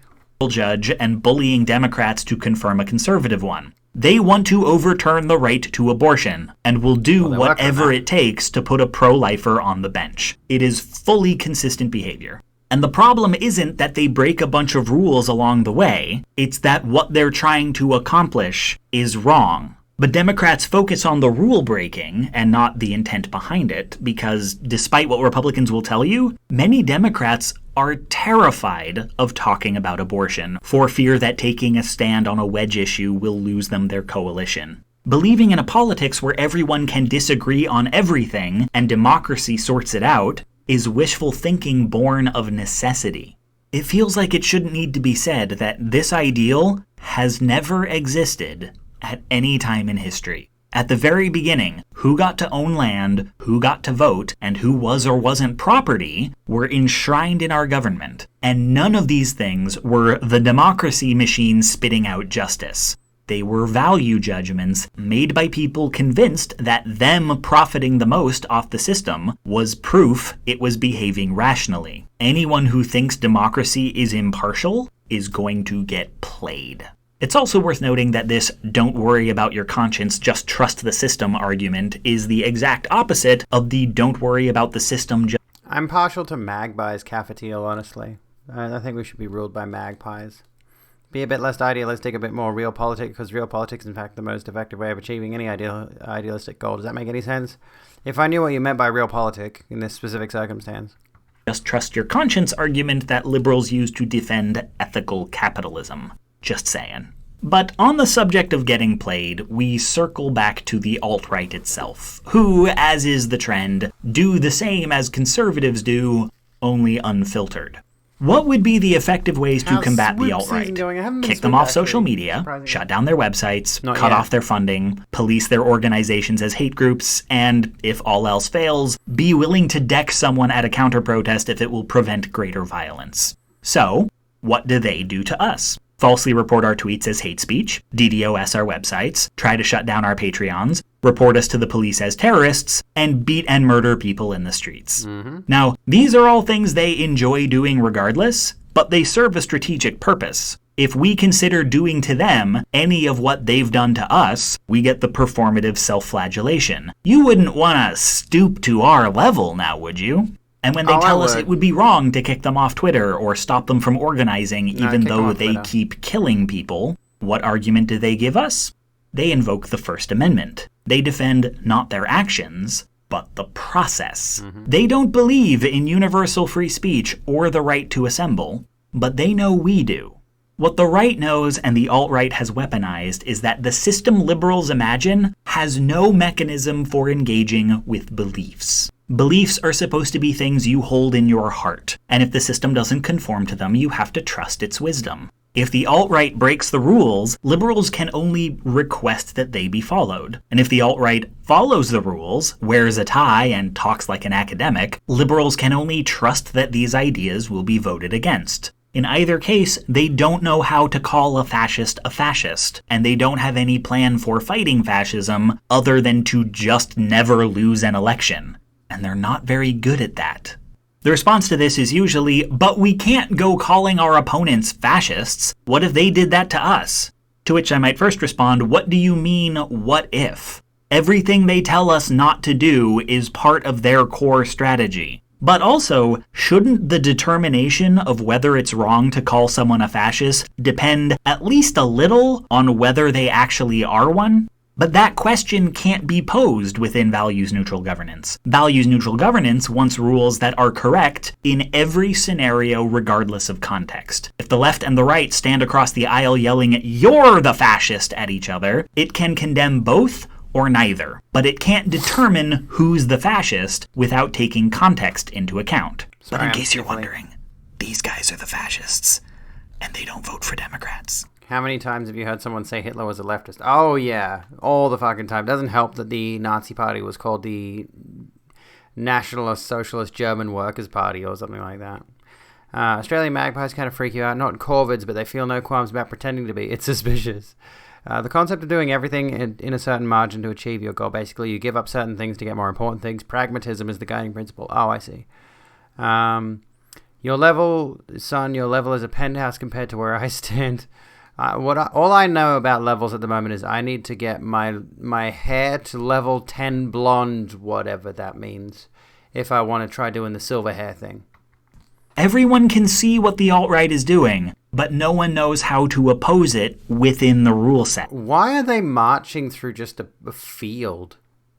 Are they protesting in who are they protesting to? Is that what they're supposed to... Is it like a march... It's like, look at all the numbers we have, trees. Look at us. We're disrupting society to show you our political movement out in the wilderness to no one. It's a park. It kind of looks like there's like one other person who's not affiliated. And they never will. An action has no intrinsic value wholly separate from... Just like that clip out of context looks incredibly pathetic. They appropriated weaponized leftist language then, and they still do it now. They do, exactly. National Socialism was basically a movement within the party, the third way Hitler literally disposed of in the Night of the Long Knives, and it was somewhere between Stalin and Hitler, and also not left-wing. No car parks near the location. Its outcome. A Kentucky clerk breaking the law by refusing to sign a legal gay marriage license is wrong, and a California clerk breaking the law by signing an illegal gay marriage license is right. There is a moral imperative to disobey rules when following does not lead to justice. Some say rules are what separate us from the animals, but I've always preferred the adage that what separates us from the animals is that we have a conscience. This isn't to say we shouldn't act better than our opposition, but that maybe we shouldn't let the people going low define for us what counts as going high, and to consider that pursuing justice rather than manners may be taking the high road. To my understanding, being a grown-up sometimes means taking a kid's toys away until he can behave himself. It's clear from looking at Republicans that you can govern on your values and be successful. It's just a question of which values you govern on. The rules will not protect us from bad ideas. The only solution to a bad idea is a better idea. Yep, pretty much. We're doomed. Yeah, this is why I have the doomed choker, which I'm not wearing at the moment, but yeah, pretty much. There's no way out of this shit. We're losing. It's great. It's going well over here. I need to pee again, but we'll come back and we'll wrap on a few other little stories we've got here, including one that I've just noticed. I want to talk about union strikes, Mussolini's other granddaughter, not the one that was feuding with Jim Carrey, and attacks on trans people, because we love to talk about violence. So we'll be back in just a moment, folks. I need to pee again. Too much water.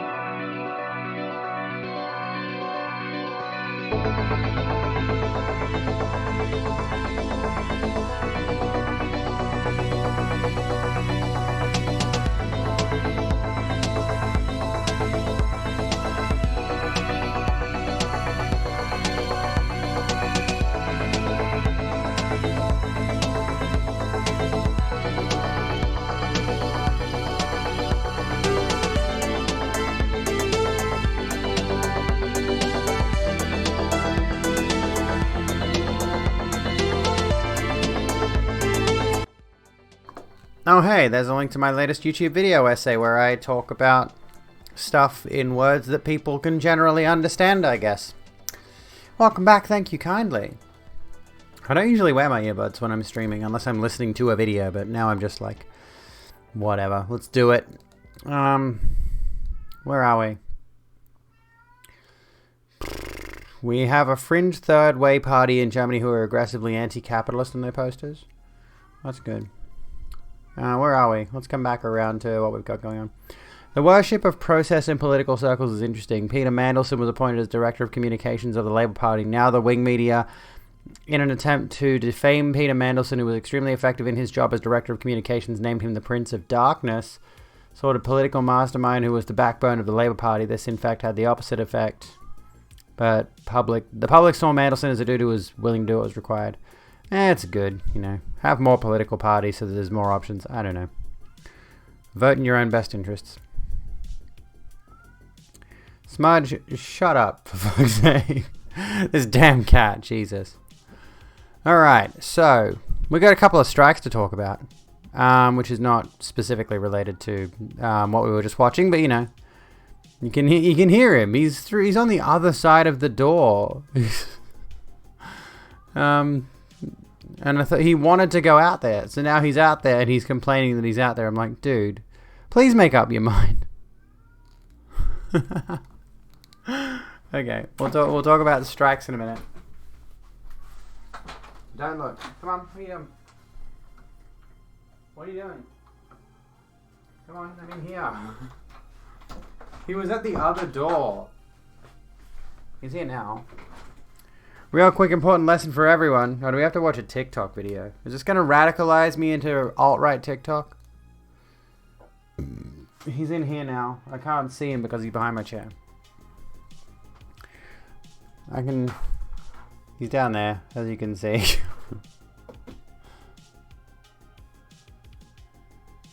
There we go. That's pretty good. I'm trying to move that back in a little bit. There we are. That's generally pretty right. Third way means they're hardcore. Not that good. Okay. But still, more options. But no fash options. At the moment, I mean, we've got an option. We've got a political party option that defaults to liberal, which is the One Nation Party, which is at the very least white nationalist. Anyway, let's have a look at this video real quick. Let's see what it is. I'll pause this. How to throw a punch with long nails. Okay. In my last video, here's how to throw a punch with acrylics on. In my last video, you saw me rolling up my fingers like this to create a fist. Obviously, you can do that, and it hurts very, very much. So here's how to throw a punch. This doesn't work, so what you're gonna do is you're gonna either hit with your palm, like that. That still works, right? Or with this part of your finger. So you're not gonna curl it all the way in. You're gonna hold it like that. Still works. It doesn't hurt you. Here's how to throw a punch with acrylic. Okay. I don't plan on ever getting acrylics ever again, for the record. Cats and goth girls in tunics. Yes, more goth girls in tunics, please. It's my vibe. It's my jam. I like being a goth girl in a tunic. It is a good look for him, though. I won't lie. Like, seeing folks in good color acrylics, doesn't matter what color, as long as they suit you.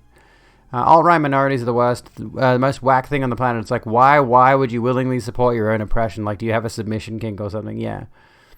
If nothing else, that's a result of colonialist indoctrination, generally speaking. Anyone who has been... Actually, there was something regarding... Oh, there was an article I glanced at before, but I didn't read it, about turfy gay dudes on the same subject. Palms are great if perpendicular against the nose line. I recall when I was training karate when I was much younger, quite specifically, we were practicing open fist until you reached a certain point in your training and you were able to practice open fist, open palm. I think it was like red belt or something. You were able to train open palm. In an uncertain world, some people are so desperate for a place in the hierarchy they'll accept any subordinate position. Yeah, that's pretty much it. Like there are those who seek out being the good ones because society has taught them if you overlook your own dignity, you can have a higher place in society. Anyway, let's talk about unions really quickly before we wrap up tonight. We could skip the granddaughter of Mussolini thing. Anyway, Let's take a look at this. Transport union threatens national delivery strike as Christmas approaches, and workers on strike at Kellogg's cereal plants in the US. Let's talk about unions and strikes and stuff. The Transport Workers Union has warned that thousands of workers from major Australian transport operators will walk off the job nationwide if their companies fail to agree to secure work arrangements in their ongoing enterprise bargaining negotiations.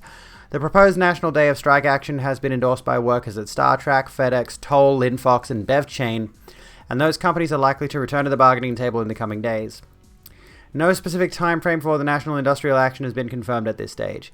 2 weeks ago, hundreds of StarTrack workers walked off the job, threatening disruptions to parcel deliveries nationwide.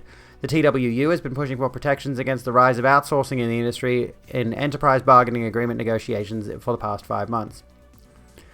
And this guy's name is Michael Caine. The Transport Workers Union's National Secretary, Michael Caine. I thought that was that other guy whose name escapes me at the moment. That pretty well-known politician, not Mark Latham. Corporation good. Yeah, I know. Kellogg's is not good. Neither is the company that makes Oreo. Anyway, which sucks because I like Oreos. In transport, job security is literally a matter of life or death, the union's National Secretary Michael Caine said. When work is pushed out to lower-paid workers with fewer rights, safety standards plummet. It's time for transport operators to bring a reasonable solution to the table and provide guarantees workers need so that national strikes will not be necessary. The union said operators aim to slash secure jobs to cope with the Amazon effect of cost-cutting in supply chains and competition from Amazon Flex. Further strikes will cause delivery delays. But StarTrack, a company owned by Australia Post, told the ABC it strongly rejects accusations that job security is under threat. StarTrack is committed to its strong offer for the new EBA, which includes a market-leading guaranteed pay rise of 9% over 3 years, delivered as a £3 compounding each year, a spokesperson said. This is an industry-leading pay offer, and StarTrack is not proposing any reductions in pay or conditions for its employees. Any further industrial action will cause delays in delivery impacts at a time when delivery of essential items has never been more important. You find it hilarious Kane the wrestler has become a mayor. The thing that worries me, though, is as far as I know, he's pretty hardcore conservative. FedEx said it will continue to negotiate. I might be wrong on that, but I thought, yeah. Opposed Christian hegemony, FAP, agreed. Shocker that the corp that started in order to curb FAP-stabation might still be Garbo. FedEx said it will continue to negotiate with the union to reach a fair agreement, but it is disappointed about the union taking industrial action. We have been engaging cooperatively in negotiations with the TWU in an attempt to secure an agreement which will provide a fair wage and superannuation increase that can be passed on to our employees at the earliest opportunity, FedEx told the ABC in a statement. FedEx is committed to promoting job security for our employees, including the reduction in use of outside hire where we are able. However, in the course of doing our business, we face situations such as annual leave and peak periods where it is necessary to engage outside hire to meet our delivery commitments and provide industry-leading service to customers.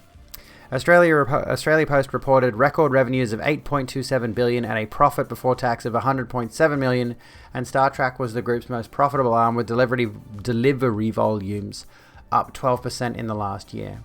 In June, FedEx reported record full-year results with revenues jumping up to US $84 billion, $115 billion AUD, and net income of over US $5 billion, $6.8 billion globally. Transport industry threatened by gig economy. Shema Crystal is a professor in labour law from the University of Sydney. She said industrial action may cause inconvenience or an annoyance, but it is a fundamental right of the workers. The industrial action by the workers in this case is being undertaken as part of their right to take protected industrial action under the Fair Work Act. You can spot evil corporations like Bethesda. Very evil corporation gave us Fallout 76. True. What's this one? Capitalism. Oh yeah, this is basically it. Careful, mate, that foreigner wants your cookie. Yeah, pretty much. The industrial action by the workers in this case is being undertaken as part of their right. Yeah, we read that bit. Protecting their own income and job security is such a legitimate claim. Professor McChrystal noted that the rise of the gig economy has posed potential risks to the transport industry. Some work that has traditionally been undertaken by employees with continuing employment contracts is being turned into gig work and contracted out to self-employed workers who are not subject to the same labor standards. The hard-won employment conditions of employee workers are fundamentally threatened if work can be turned into gigs. Yeah, gig economy is fucking stupid. What unholy sorcery keeps Murdoch alive? Probably cannibalism. He's probably eating corpses. livers specifically. And on a continuing trend, and yeah, it's probably money. There's probably he's probably on an entire cocktail of drugs designed to keep his ticker going. Workers on strike at Kellogg's cereal plants in the US. Walkout affects factories in 4 states that produce such popular brands as Rice Krispies, Raisin Bran, and Frosted Flakes. Workers at all of the Kellogg cereal factories in the United States went on strike Tuesday after negotiations unraveled over benefits and vaccination time. The work stoppage covers about 1,400 workers at factories in Michigan, Nebraska, Pennsylvania, and Tennessee that produce such cupboard staples as Rice Krispies, Raisin Bran, and Frosted Flakes. The workers are represented by the Bakery, Confectionery, Tobacco Workers, and Grain Millers International Union, which is the same one that was the same group that organized the strikes at Nabisco, that's Oreo, and Frito-Lay plants during the summer. Work stuffage. Stop fadgy. Some billionaires unironically just keep getting transplants when their organs start to fail. That wouldn't shock me. Union President Anthony Shelton has said Kellogg's workers have been working long, hard hours day in and day out to produce cereal for American families, but that the company has responded by cutting benefits and threatening to send jobs to Mexico. Again. Kellogg is making these demands as they rake in record profits without regard for the well-being of hard-working men and women who make the products that have created the company's massive profits, Shelton said in a statement. Chris Barner, Kellogg's Senior Vice President for Global Corporate Affairs, expressed disappointment in the union's decision to strike. The company had offered a contract that increases pay and benefits for employees while helping us meet the challenge of the changing cereal business. Our proposals not only maintain these industry-leading levels of pay and benefits, but offer significant increases in wages, benefits, and retirement, Barner said. It's the latest strike involving a national food brand and BCTGM. In July, Frito-Lay's workers in Topeka, Kansas staged a 19-day workout amid complaints about forced overtime and 84-hour work weeks. Fucking hell. In early August, a standoff over work hours and benefits prompted Nabisco employees in 5 states to leave their posts. Murdoch is the most cartoonishly evil cunt anyone can name. The people in charge of Nestle. Yeah, 84. That's 16-hour work days and then some. 16-hour work days to begin with. If that's, if they're working 7-day weeks, what does that equate to? If you take 84 and break it down into 7-day work weeks, judging by the situation, I doubt they're having weekends. But yeah, the strikes come at a time of strong demand for at-home foods. Kellogg's chief executive Stephen Cahillane told investors in early August that the demand for at-home foods, which includes its flagship brands, remained elevated in the most recent quarter, although consumers are gradually dining out more often. The company's sales nearly matched last year's figures, but both years showed a substantial increase over 2019. 12-hour days every single day, yeah, pretty much. Comparing to pre-COVID 2019, we realized another quarter of strong organic top-line growth and operating profit growth, as well as improved cash flow generation, Cahillane said. Stop telling us what the fucking Kellogg's people are saying. Tell us what the protesters are saying. Company has been racked by supply chain problems in the United States and elsewhere. The industry is also up against a labor shortage. Chief Financial Officer Amit Bharati said during a recent call with investors, not only is it having a tough time filling factory jobs, oh boo-hoo, there are not enough drivers to meet the company's national and international freight needs. All of it adds up to higher prices and disrupted operations. It's impacting the entire supply chain. This is just more and more stuff from the people who are running the company. Let's see if there's another article. Hang on. Let's keep going to this. Death of 1,000 cuts. Kellogg's workers on why they're striking. Union took issue with companies' threats to outsource. I'm just going to move this over here. Sorry. Companies' threats to outsource jobs from the US to Mexico if workers refuse to accept their proposals. Hello, Olo Toll. How you doing? What question do you have? Ask away.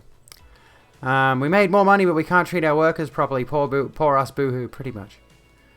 Pretty much. Let me continue. So, about 1,400 Kellogg's workers at 4 U.S. plants have gone on strike after their current union contracts expired, and amid accusations the cereal giant is offshoring jobs. The workers, represented by the BCTGM, produce cereals for brands. Yeah, we know that. President of the BCTGM, local 3G and 4th generation employee. Where is it? I lost my position because I glanced over at chat and then I came back and I'm like, where the fuck am I? At the Kellogg's plant in Battle Creek, Michigan, explained workers are on strike against a proposed two-tier system for current new employees proposed by Kellogg's. Beidelman said Kellogg's wants to not offer pensions to new employees, removing cost of living provisions, and make changes in holiday pay and vacations. I wrote to say vaccinations. Do I use long socks or ankle socks? It depends. Yeah, I vary it up. Yeah, I vary it up from time to time. I'm wearing like knee highs at the moment, or thigh highs. I'm wearing my thigh highs at the moment. Have to shoot off radio, Izzy. Have a good one. I literally would want to become a supervillain if it means I can switch brains. Thank you for the head pat, Ziwa. Alright, let's continue. We're fighting for our future, said Beidelman. We've made it very clear from the onset of negotiations that this was not something we'll be able to accept. Shortly before the strike, Kellogg's announced plans to cut 212 jobs at the Battle Creek, Michigan plant over the next 2 years, including 174 positions represented by the union, of course. The plant currently employs about 390 workers. Kellogg cited plans to streamline efforts and relocate cereal production to other facilities in North America as reasons for the job cuts. This is after just 1 year ago we were hailed as heroes as we worked through the pandemic 7 days a week, 16 hours a day. You gotta go, Clara, have a good one. Now apparently we are no longer heroes. Very quickly you can go from hero to zero, added Beidelman.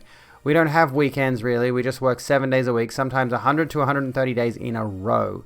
For 28 days the machines run, then rest 3 days for cleaning. They don't even treat us as well as they do their machinery. Fucking hell. How are they able to do this? Jesus Christ.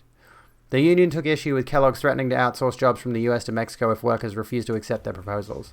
The company continues to threaten and send additional jobs to Mexico if workers do not accept outrageous proposals that take away protections workers have had for decades, said the BCTGM president Anthony Shelton in a statement announcing the strikes. In 2018, 187 workers were laid off at the Battle Creek plant, with work being shifted to Canada and other US plants. About 2 years earlier, over 30 workers were laid off from the plant with work outsourced to India, according to approved trade adjustment assistance petitions. What, Magos? I have observed that anybody looks like a snack and thigh highs, no exceptions. What about Donald Trump? Does he look like a snack and thigh highs? I doubt it. It's like a death of 1,000 cuts. They're slowly eliminating jobs out of the Lancaster plant, said Kerry Williams, who works in processing maintenance at the Lancaster, Pennsylvania facility. We had to work through this COVID for the last 2 years, and they've shown disrespect for the union name. They even want to remove our union logo from the cardboard cereal box. From October 2013 to November 2014, Kellogg's locked out about 220 workers from their Memphis, Tennessee plant while trying to classify some workers as casual workers to reduce wages and benefits. The National Labor Relations Board ultimately ruled the lockout was illegal and ordered the locked out employees to be reinstated with compensation for the wages and benefits they lost as a result of the lockout. But in 2016, a federal appeals court overturned that ruling. Good Lord. Food production workers represented by the BCTGM also went on strike at Frito-Lay's in Nabisco this year, winning new union contracts a few weeks after walking off the job.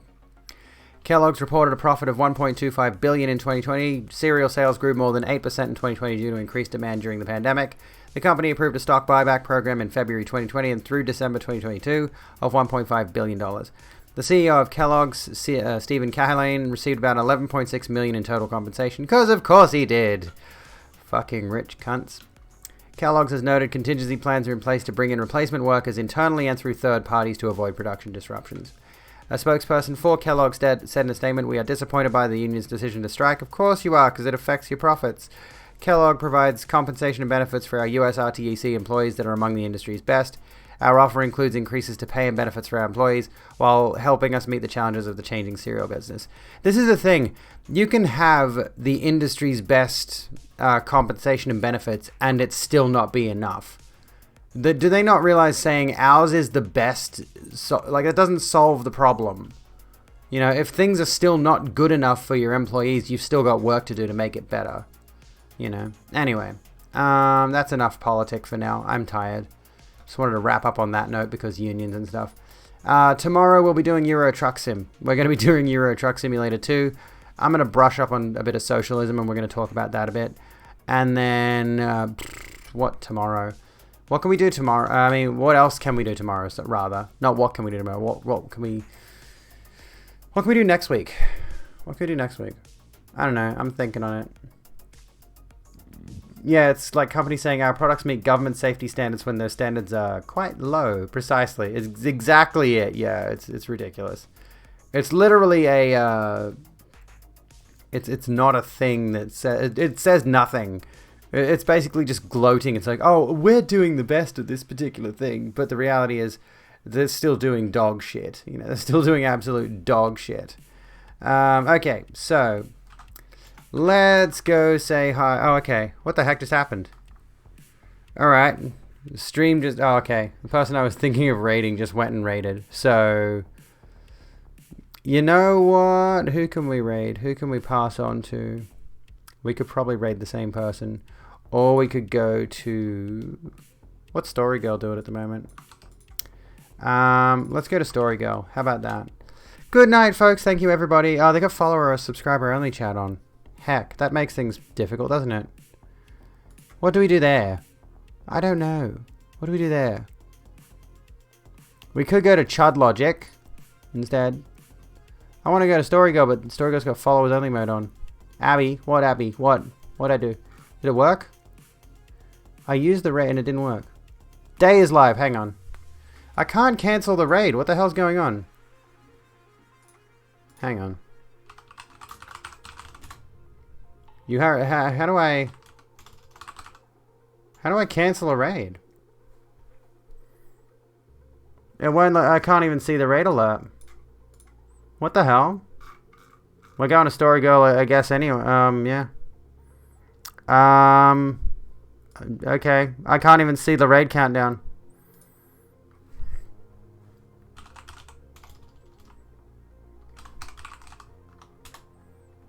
There we go. That's... What the fuck, dude? Why couldn't I see it?